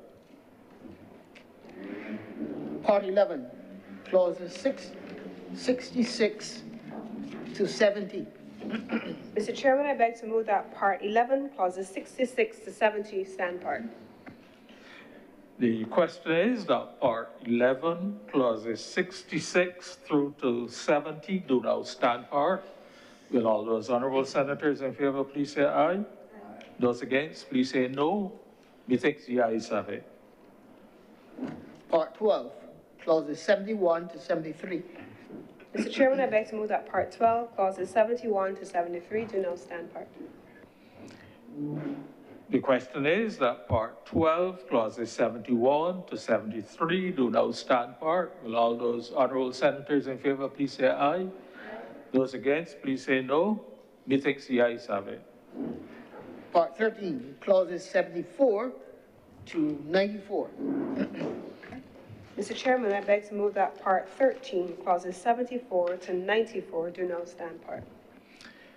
The question is that Part 13, clauses 74 through to 94 do now stand part. Will all those honorable senators in favor please say aye? Aye. Those against, please say no. Methinks the ayes have it. The first schedule. Mr. Chairman, I beg to move that the first schedule be the first schedule to the bill. The question is that the first schedule be the first schedule to the bill. Will all those honorable senators in favor please say aye? Aye. Those against, please say no. Methinks the ayes have it. The second schedule. Mr. Chair, I beg to move that the second schedule be the second schedule to the bill. The question is that the second schedule be the second schedule to the bill. Will all those honorable senators in favor please say aye? Aye. Those against, please say no. Methinks the ayes have it. The third schedule. Mr. Chair, I beg to move that the third schedule be the third schedule to the bill. The question is that the third schedule be the third schedule to the bill. Will all those honorable senators in favor please say aye? Aye. Those against, please say no. Methinks the ayes have it. The fourth schedule. Mr. Chair, I beg to move that the fourth schedule be the fourth schedule to the bill. The question is that the fourth schedule be the fourth schedule to the bill. Will all those honorable senators in favor please say aye? Aye. Those against, please say no. Methinks the ayes have it. The fifth schedule. Mr. Chairman, I beg to move that the fifth schedule now be the fifth schedule to the bill. The question is that the fifth schedule be the fifth schedule to the bill. Will all those honorable senators in favor please say aye? Aye. Those against, please say no. Methinks the ayes have it. The sixth schedule. Mr. Chairman, I beg to move that the sixth schedule be the sixth schedule to the bill. The question is that the sixth schedule be the sixth schedule to the bill. Will all those honorable senators in favor please say aye? Aye. Those against, please say no. Methinks the ayes have it. Mr. Chair, I beg to move that you do not report to Her Honor the Acting President the passing of one bill in committee. The question is that I do now inform Her Honor the Acting President of the passing of one bill in committee. Will all those honorable senators in favor please say aye? Those against, please say no. Methinks the ayes have it.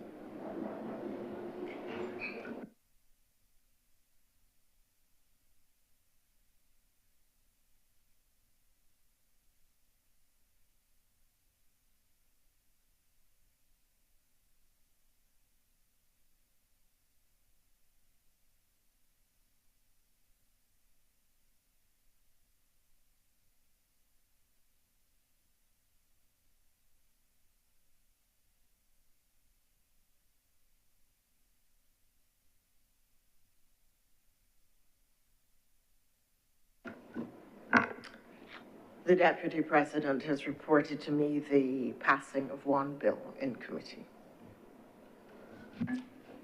Madam Acting President, I beg to move that this bill now be read a third time. The question is that this bill be now read a third time. All honourable senators in favour, please say aye. Aye. Those against, please say no. The ayes have it. Madam Deputy President, I beg to move that this bill do now pass and be cited as the Seaport Industry Management Operations and Development Act of 2025.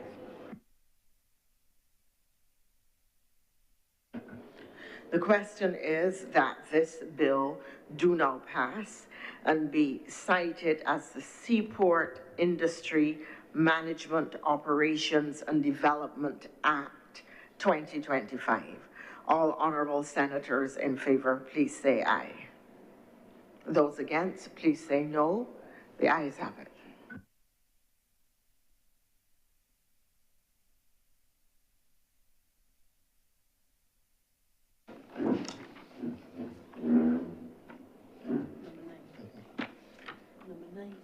Number 9. Order number 9 in the name of the Honourable Leader of the Senator, which has been assigned to sent to the Honourable Dr. Monwood Knight to move the second reading of the Barbados National Honors and Decorations Amendment Bill 2025. Thank you very much. Senator Dr. Monroe Knight. Thank you very much, Madam President, for recognizing me. Mr. President, Madam President, I'm very delighted to lead debate on this amendment. So this amendment, Madam President, I don't believe should be contentious. It seeks to amend the Barbados National Honors and Decorations Act 2021, which of course would have come into force as we became a parliamentary republic and established different categories for the awards of Barbadians in various aspects for their contribution to various areas of national development. But primarily that act, like I said, was about rewarding individuals. And you would have seen over time, over the years, that we would have honored such Barbadians. In particular, Madam President, we would have noted the introduction of the humanitarian awards, particularly given around COVID, to those workers who would have performed yeoman service, and then that the government would have sought to award by making sure that there was some level of gravitas and national status given to them. It provided for the Order of the Freedom of Barbados, which is the highest award, and we would have known as well, Madam President, that even around COVID, we would have sought to give honorary Order of Freedom Awards of Barbados, again, to people who would have helped and assisted Barbados in our time of need, so that we have the establishment of this system through legislation of national honors and decorations. This amendment today, however, seeks to go further. It moves not just to recognize individuals who have provided that level of service, but the amendment also now expands to the naming or renaming of public buildings, public roads, and public spaces also to be considered as a national honor. And I believe, Madam President, again, there are many areas and roads across Barbados that you would hear Barbadians saying or suggesting should be elevated to that national status. For instance, Farney Hill Park. Madam President, within the Division of Culture, we have the Register of Historic Places. And under that register, we sought to find out from Barbadians, so we have researchers from UWI who go out into certain communities and ask those communities, what are those historic areas and people and buildings within the various communities. And Farley Hill emerged as one of those areas in which people are saying, we want to have Farley Hill seen as a national park and be given that national status. Madam President, there are across Barbados, again, many roads that don't have names. I hear that as a complaint coming from some residents as well. I remember in a particular area, Madam President, in Maxwell, traversing that area, and there was a fairly short road, but you would have, Madam President, in that short road, about 7 houses, and all 7 houses are part of one single family. And I remember, Madam President, as I was walking through the areas, that the residents were advocating, well, why can't we have this particular road named after the family? All of the households on that road were extensions. And so this process would allow then for Barbadians to make nominations to the Advisory Council in order to have such places, public roads, like I said before, and public buildings now also be considered as national honors. And Madam President, I want to suggest that this change as well that is represented within these amendments are also as well part of government's larger frame to imbue greater transparency and greater public involvement. We're talking about stakeholder involvement and people having a say in the entire governance framework. And you would see that this government has continually, Madam President, had that agenda at the forefront. We saw it in relation to the selection, the appointment of judges, Madam President, us ushering a completely new system of appointment of judges. We saw, Madam President, again, with the election of our president, Madam President, by Parliament, and so that there is a continual effort, Madam President, to ensure that people can participate. Now, I talked about that national register that we have in the Division of Culture. What would normally happen, again, in some instances, I would say my committee would come, they would come and they would say to me, well, Minister, we have all of these places that people have nominated, we've done some research, and we want to put forward. And we prepare a cabinet paper, it goes to cabinet, cabinet agrees, and therefore that would give effect. So that the decision then would have been, again, through cabinet. This process opens it up now for the public. And you would note, Madam President, that again, traditionally, when we have the awards process under the original act, that you would see ads coming out of the paper for people to be able to nominate persons. And in that similar fashion, you would see the public being able then to make nominations as well in respect of this. And again, Madam President, this should not be a partisan issue because, again, both governments all along have traditionally done it. You see this in the David Thompson Polyclinic, Madam President. You would see recently we had the opening of the new legal and judicial complex, Sir Henry Ford, God rest his soul, and to David Simmons as well. And there are multiple examples, Madam President. But again, moving away from a system in which that authority now just rests only within the sphere of cabinet and within the sphere of ministers, to be able to say that the public now can now be involved in making nominations, and they would make those nominations to an advisory council. That advisory council was established under the primary legislation, and then has now the ability then to make recommendations to the Prime Minister for the awards as well. The amendment as well also makes provision for national honors to be conferred on the holders of the office of the Chief of Staff of the Barbados Defence Force and the Commissioner of Police of the Barbados Service as well, the Barbados Police Service. These men and possibly women that make an indelible contribution as well to, I say possibly because, right, male dominated, but that will change. That will change. Men and women who make, because it says it's for the Chief of Staff. I don't know that we've had a female Chief of Staff. We don't yet have a female Commissioner of Police, otherwise said, possibly to be conferred as well. Who make indelible contribution and sacrifices. And now the legislation makes provision that they be conferred, Madam President, with national honors. And it also indicates as well that the holder shall continue to be a member of the order, notwithstanding demission or retirement from office. Because very often, when they leave and demit, their title and status that is taken away from them.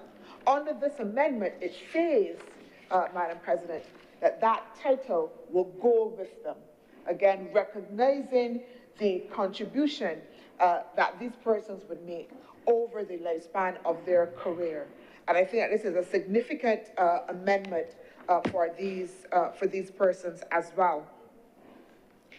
It also notes, Madam President, this is extremely important, that, and this is part of the consequential amendment, that it made provision for the Prime Minister of Barbados to be a member of the order. It says that the Order of the Freedom of Barbados shall be conferred on each Prime Minister upon completion of his, that perhaps be his or her, first term of office. The Prime Minister shall continue to be a member of the order, notwithstanding demission or retirement from office. But importantly, and this is extremely important, it says the section shall not apply. Madam President, I want to repeat. This section shall not apply to the holder of the post of the Prime Minister at the time of commencement of this section. It says that. Because there are those that would want to suggest that the current Prime Minister, the current government is setting up this amendment so that we can confer on our leader, somebody, I'm hearing the aside saying self-aggrandizement, some level of national order. Our Prime Minister, I want to say, has been very belligerent, looked across the table at all of us in cabinet and let us know, do not even try it. In Beijing parlance, when the person said, I want it, and if I'm going to try it, I can refuse it and embarrass all of you. Or she told me so in cabinet. She did not want it. But it is a recognition, though, that Prime Ministers that serve, again, when they demit office, again, do so and become ordinary citizens. Sometimes we refer to them as former Prime Minister, sometimes not.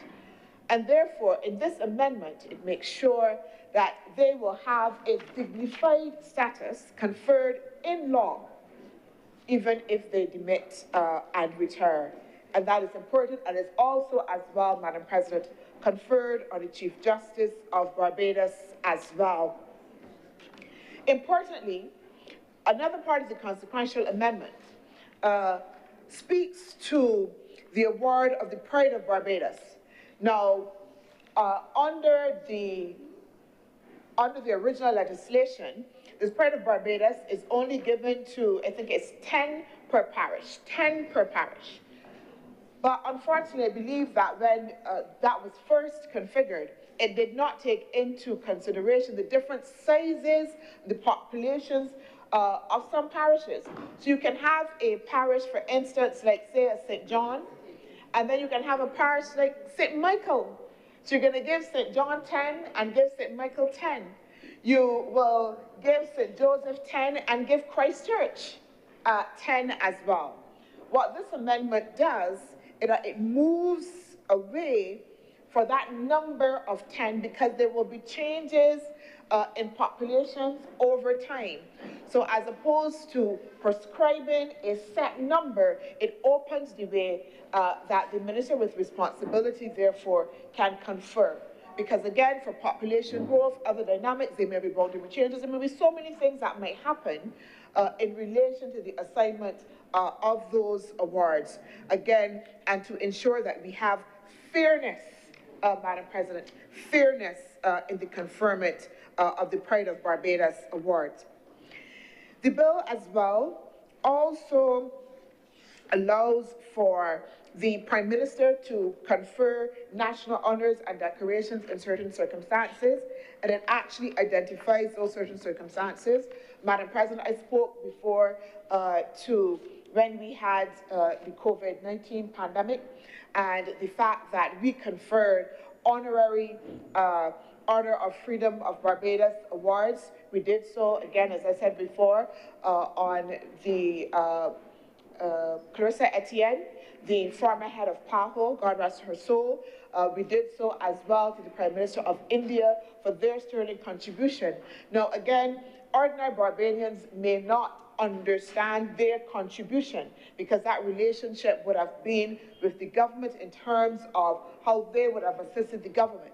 So that this provision allows for the Prime Minister and the government to be able then to identify and to award those persons that would have provided at that level of assistance.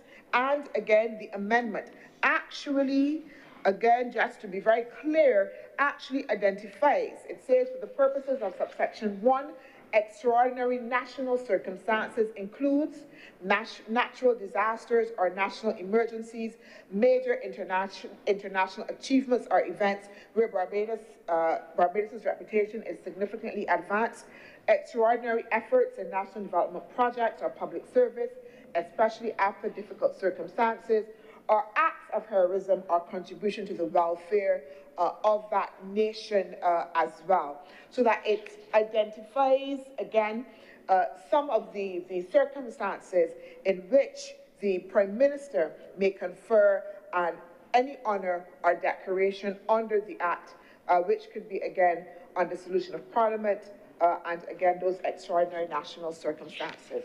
Madam President, those are the amendments that have been made. This is not an exhaustive, I believe and hope, not an exhaustive debate, because the National Honours and Decorations Act would have just been passed in 2021. And these simple amendments, as I said before, are really one to ensure that the public now can participate, but also as well to give status, to give dignified honour to a particular post within the government service for people, again, who provide extraordinary service and who we want to make sure that the government, that the whole of Barbados can recognize their significant contribution. And with those few words, Madam President, I'm obliged and I beg that this bill be read a second time.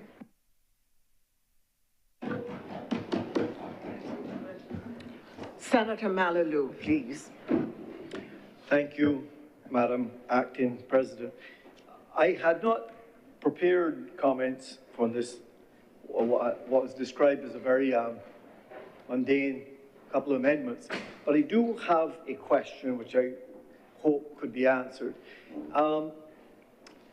In the Honourable Senator's presentation, was at pains to explain that the object of this in many respects was to move away from just the cabinet and also add the public into this and to add this advisory council. And I'm a little confused because when I read 21B, section 1, while I do understand point C, and I think there's a D after that one, which the Honourable Senator just explained to us, I am confused and I would like to understand how that reconciles with this amendment which allows, upon the dissolution of Parliament, for the Prime Minister or the then former Prime Minister on their own accord, without any consultation, to award an honour or decoration. So I'm not clear as to what is the reason for that, because items A and B, so it's just a simple question, Madam Acting President. What is the need for us to have a situation where an outgoing Prime Minister, either by the dissolution of Parliament or, in section B, upon the notice to the President of the resignation of the Prime Minister, why are we now creating the opportunity for that individual to confer honours or decorations without consultation to the public or the advisory council? The two things seem to be at odds with each other, but perhaps, Madam Deputy President, I am misunderstanding, and therefore I pose it as a question to the Honourable Senator to perhaps help me to better understand what is the purpose of clauses 21B, section 1A and B. And with that question, I'm obliged to you. Thank you.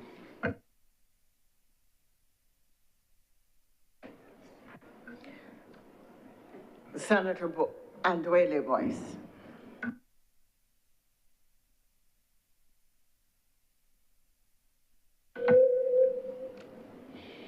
Thank you for recognizing me, Madam Deputy President. I stand in support of this legislation, this amendment, ma'am, because I think it represents, no doubt, an important moment in Barbados's development. And while it may appear a simple amendment, I think it entrenches democracy and expands democracy and presents an opportunity for the country to, as it journeys early on in this journey of becoming a republic, to consider, ma'am, what we call ourselves, what places are called, and whose stories we elevate to national prominence.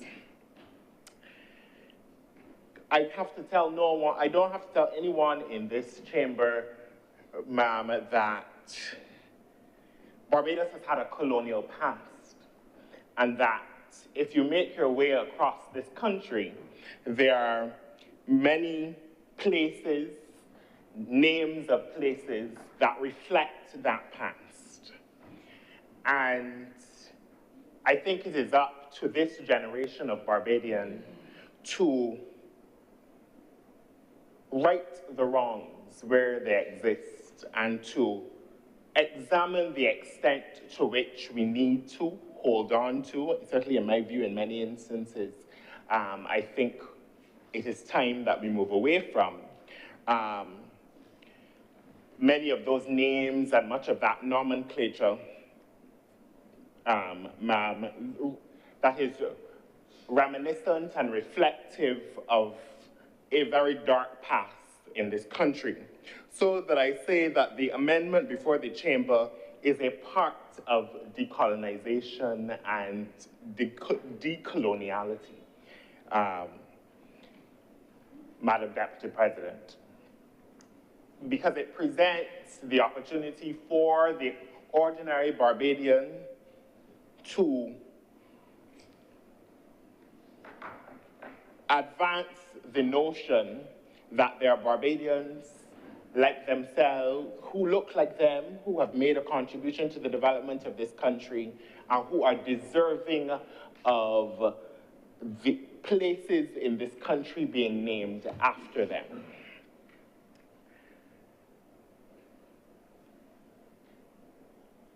Additionally, no doubt I think that as we move towards renaming places in this country, as the advisory committee takes recommendations, the other thing is that we have to tell the stories of the individuals that we try to elevate in this way.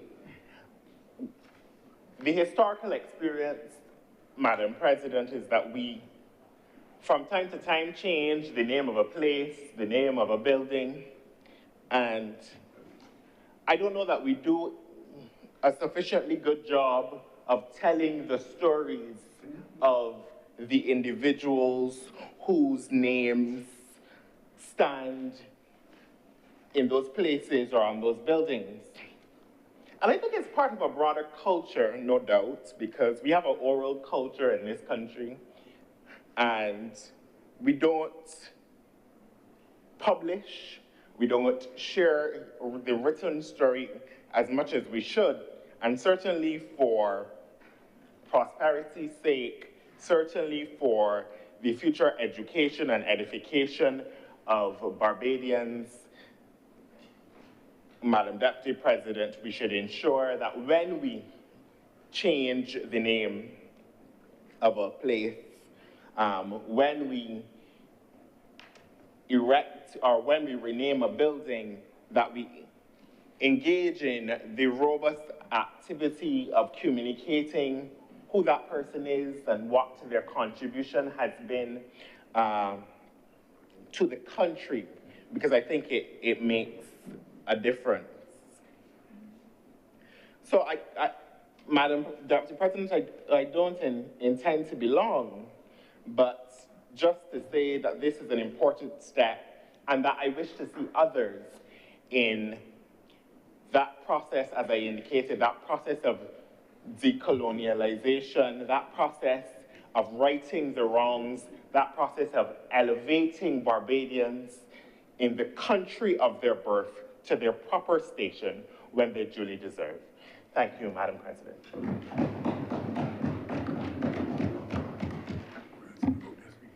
Senator Reverend Morris. Thank you, Madam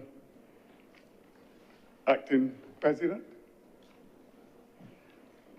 for recognizing me and allowing me to speak on this amendment.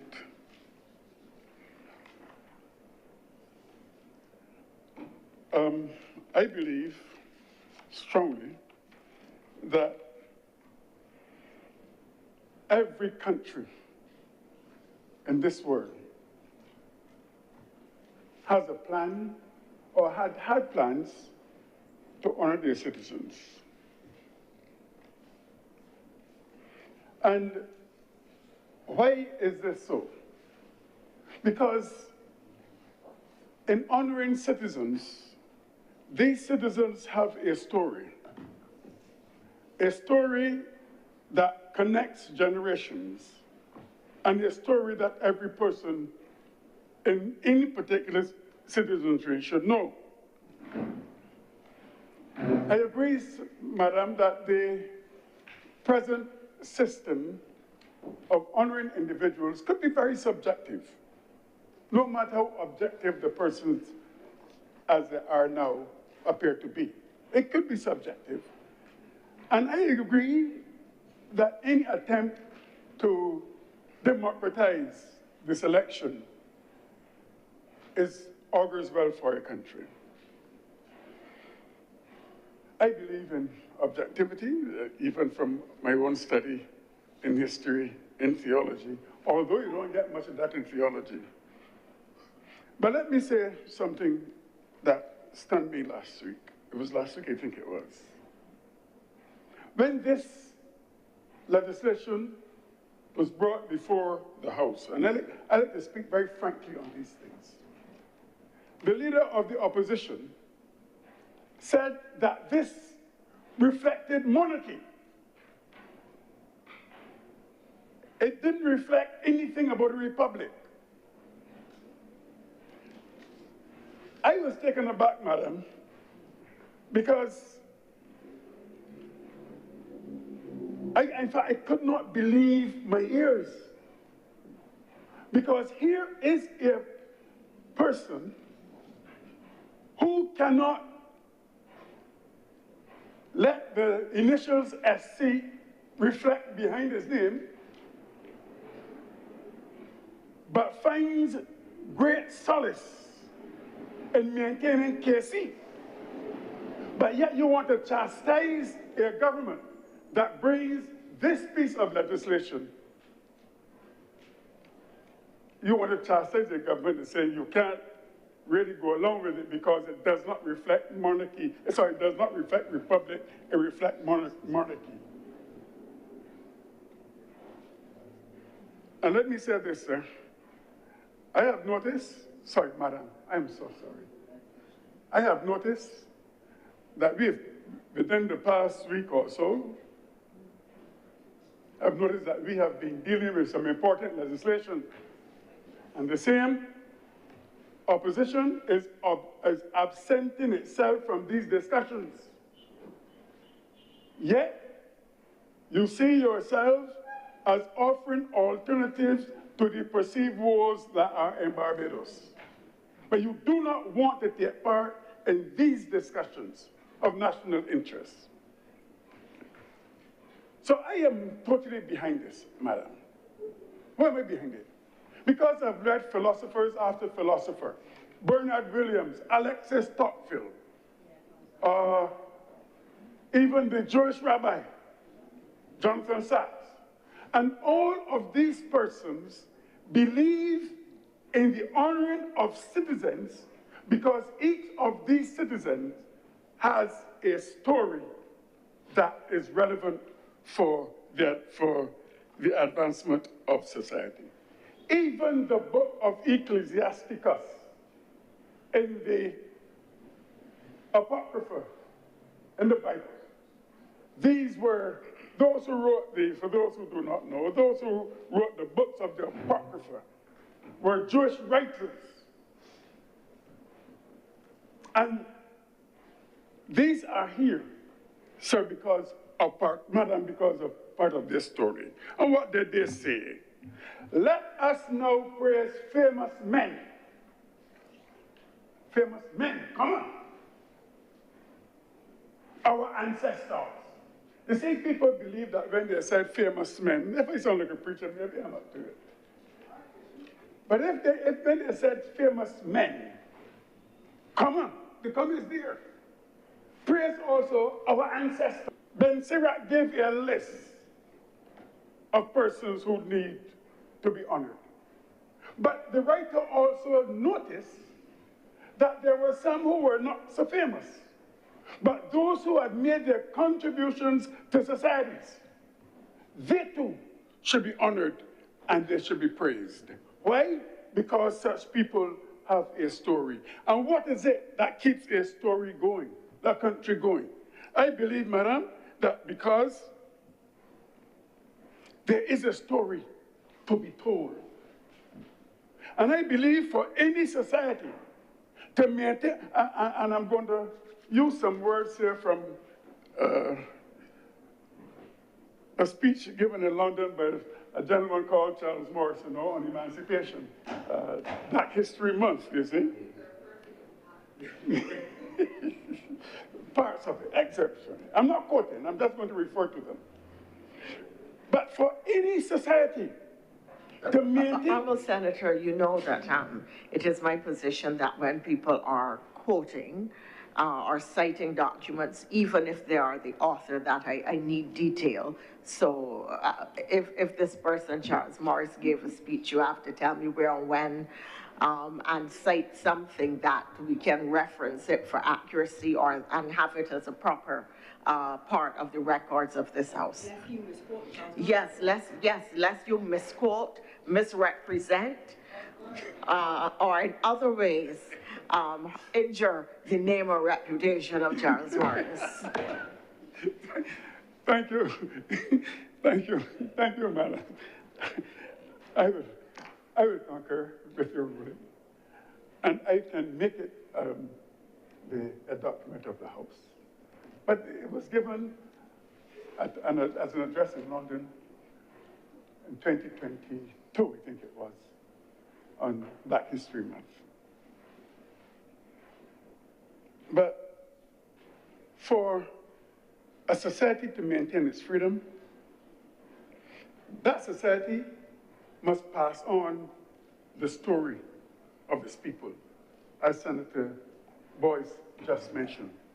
And I believe that this is the most important aspect of it. That when you put a building and put a name on it, you ask the question, who was so-and-so? If you have a building, let's say Robin Fenty on it, you ask the question, who is Robin Fenty? The only thing that should, you should say more. You should say more than that she was taught by a fellow called Charles Morris. That's the point I wanted to make.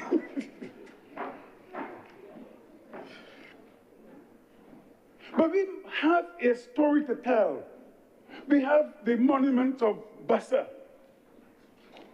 Men and women on the slave plantation who struggled for freedom from the horrors of plantation slavery.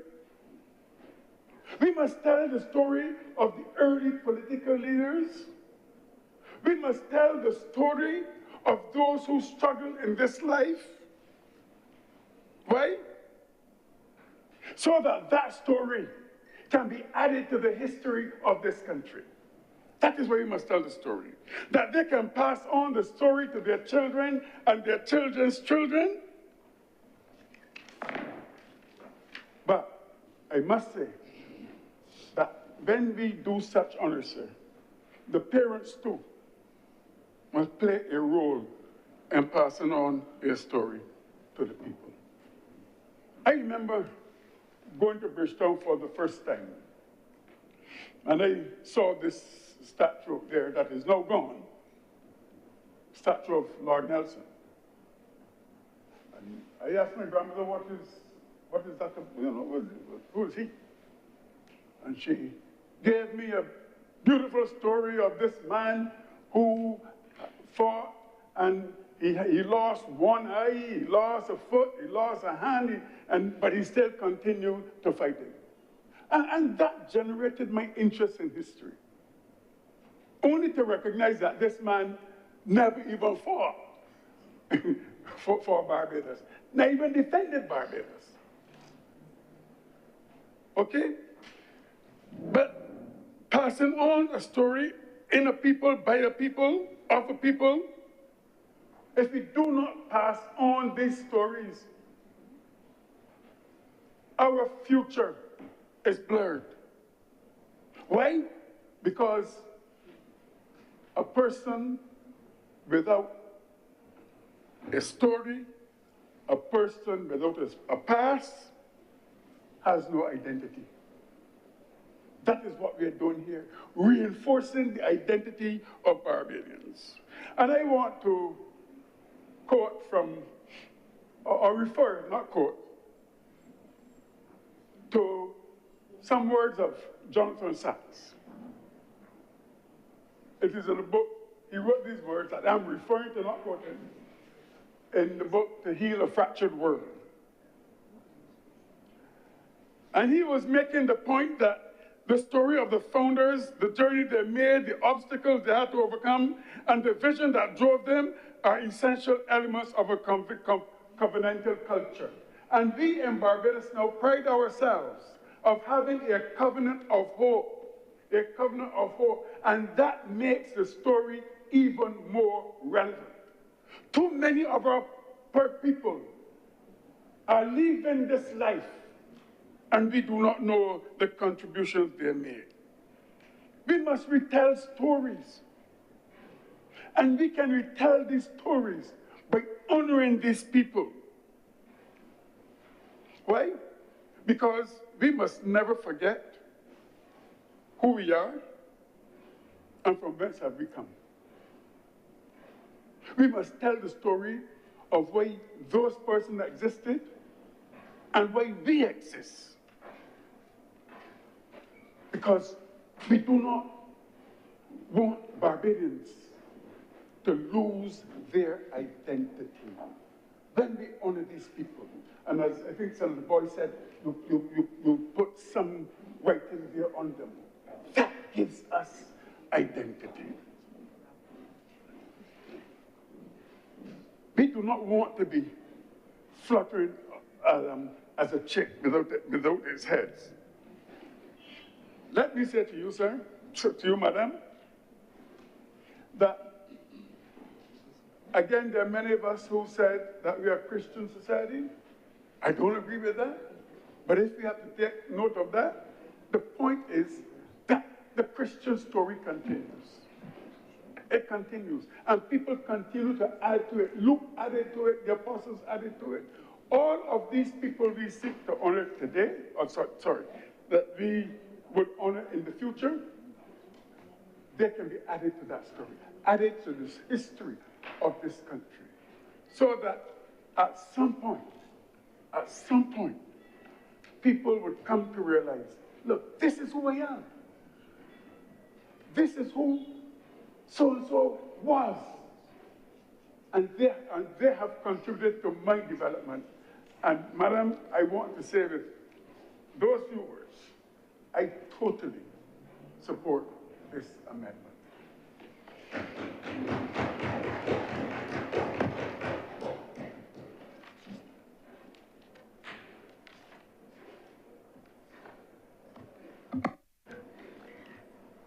Senator Dr. Monroe Knight. Thank you, Madam President, and let me thank all of the honourable senators that have contributed to the debate. Madam President, I did not want to rise to my feet when Senator Malalu was speaking, but I just want to make sure that I correct the record, that I did not indicate that the discussion or the amendment was in any way mundane. Actually, I think it is extremely fundamental. For me, like I said, I don't think it was. It should be treated in a partisan way, or that it should be overly contentious, but certainly not that this amendment is mundane. Similar to what Senator Boyce would have indicated and I would have suggested, this is really should be seen in the context of government efforts to broaden transparency and to broaden the involvement of the society as well in the process. I also want to point out that we're not establishing the advisory council in this legislation. It was in this amendment, sorry. It is already established in the primary legislation. What we're doing now is adding to the things that it can seek take nominations for, which is in relation, as I would have pointed out, to the buildings, the public spaces, and the public roads. So we're not establishing it here. I do want to say, Madam President, that I did check on the composition of this council and noted that there is provision for a member of the opposition, which to date has not been filled. The opposition has not identified anyone to sit on the council. Madam President, there's no representatives here in the chamber at the moment from the opposition. So I would not want to belabor the point since they cannot speak for themselves, since they have chosen not to be in the chamber to speak for themselves on this particular bill, but to indicate that there is provision on the advisory council for such representation. In respect of the question raised about the Prime Minister's power to be able to confer honors upon dissolution and upon the notice of resignation. Now, Madam President, as you would know, there's a need perhaps to give outgoing prime ministers an opportunity to be able to nominate persons who, again, like I said before, may have been missed by the public, but have made critical contributions. Right outside this Honourable Senate, we have the committee room that is named after the first woman parliamentarian, Ermitude Edna Bourne, that was here, and that was conferred by the Prime Minister. So that we are seeking to be able to ensure that we make space for a Prime Minister who would understand that there are some others as well who have made significant contributions to the entire political landscape, again, that the public themselves may not have seen because the public interface and knowledge and understanding may not be as fulsome, but which there can be some consensus in relation to this, so that it brings balance to the space and allows for the public consultation, but allows as well for the Prime Minister as well to also as well have some input. I just want to as well speak to the contributions that were made by Senator Morris and Senator Boyce, retelling the stories, and I could not agree more. The season of emancipation is essentially about that, the telling of those stories. Madam President, just a few weeks ago, we would have launched a radio series looking at the untold stories of our heroines that would have been able to help build Barbados, that would have been part of the liberation struggle, in as much as we speak only to men. We launched it on April 14th when we were acknowledging the anniversary of the Bassa Rebellion, noting that, well, again, we speak to Bassa, there was also as well Nanny Gregg that we speak to, but we don't necessarily elevate or understand her story. So within the Division of Culture, we undertook historical research looking at how women across Barbados have participated in the resistance movement, and we now have a full radio series seeking to tell the stories of those women. Madam President, under, as I spoke before, the National Register of Historic Places and persons that I spoke to, that is also under the Division of Culture. The intent is that we establish QR codes that would have historical information, Madam President, about those persons and about those places. So as the Honourable Senators, both of them would have spoken to, you would be able to hear and understand more of the stories, more about the persons and their contribution than just a name, but as well acknowledging that we have already been doing it. The renaming of the bus terminal, Madam President, in the name of Granville Williams, as well, was significant. A leader, a religious leader, as well, that led a movement that was also seen and associated with, we talked about decolonization and resistance within Barbados.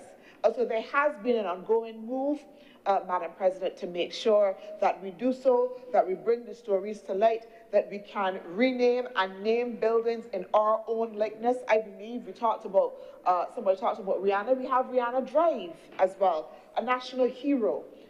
Samuel Jackman Prescott as well, so that there is an effort to make sure that we tell those stories. And again, this amendment contributes to that, grounds it within legislation.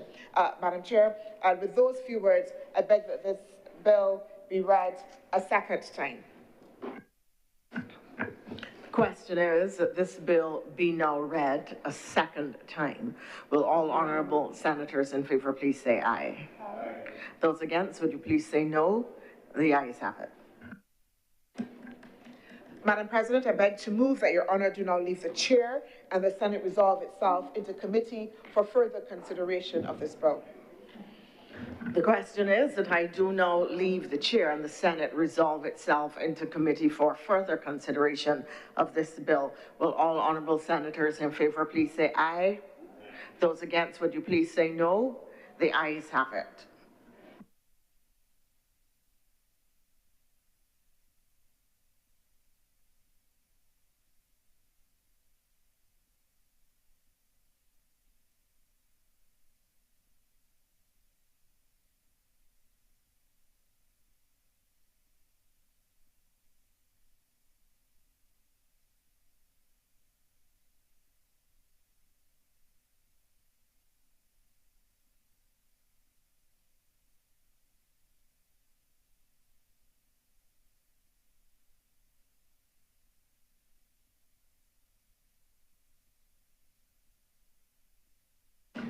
Senate is in committee.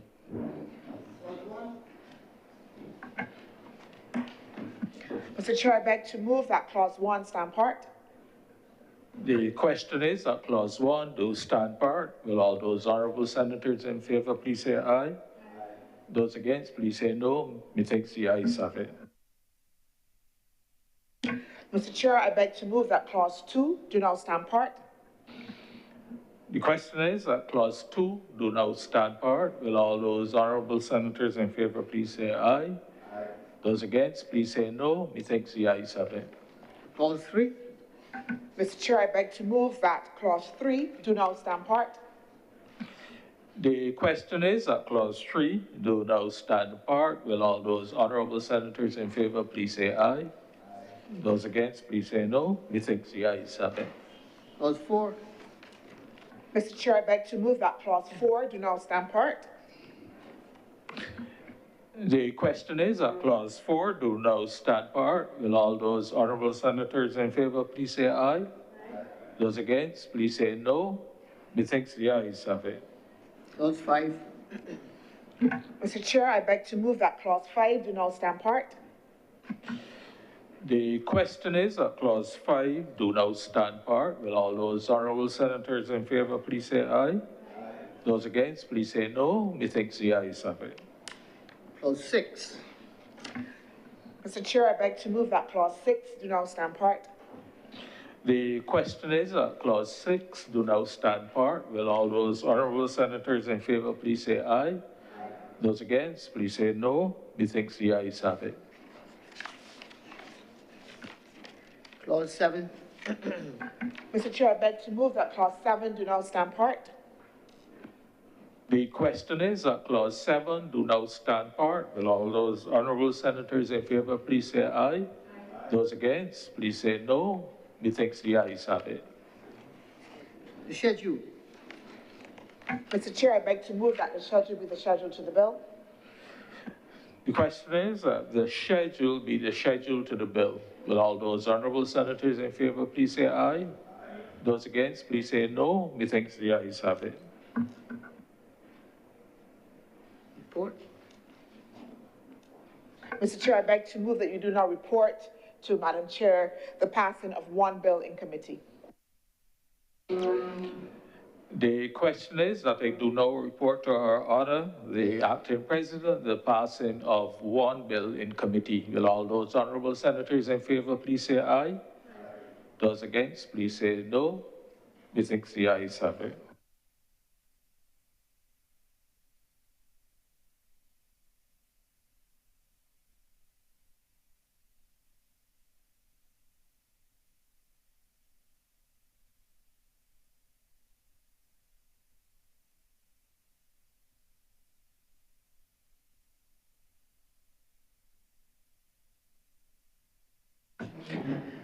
The Deputy President has reported to me the passing of one bill in committee.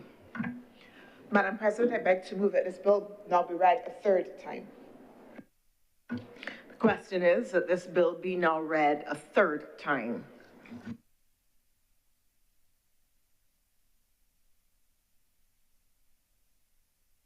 The The question is, all honorable senators in favor, please say aye. Aye. And those against, would you please say no? The ayes have it. Madam President, I beg to move that this bill do not pass and be cited as the Barbados National Honours and Decorations Amendment Act 2025. The question is that this bill do now pass and be cited as the Barbados National Honours and Decorations Act 2025. All honourable senators in favour, please say aye. Aye. Those against, would you please say no? The ayes have it.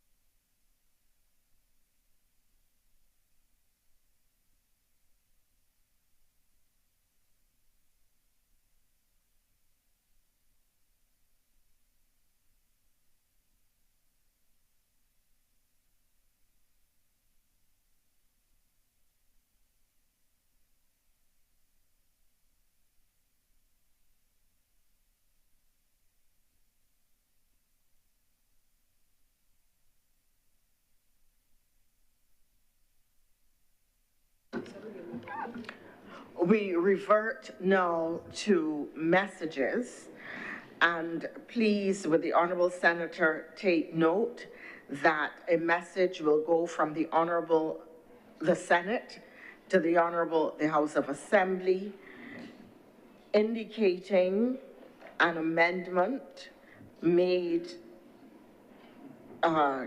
today, Wednesday, 30th April, to the Seaport Industry Management Operations and Development Bill 2025, amended as follows: that clause 36, in clause 36, the word home porting appearing before the word vessels was deleted. This notice of amendment will be transmitted to the Honourable the House of Assembly, inviting the Honourable House's concurrence in the amendments as stated.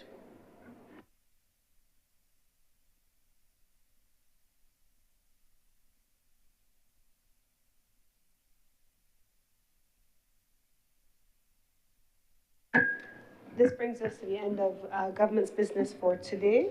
And I want to thank the honourable members who are here, and I beg to move that the Senate is adjourned sine die.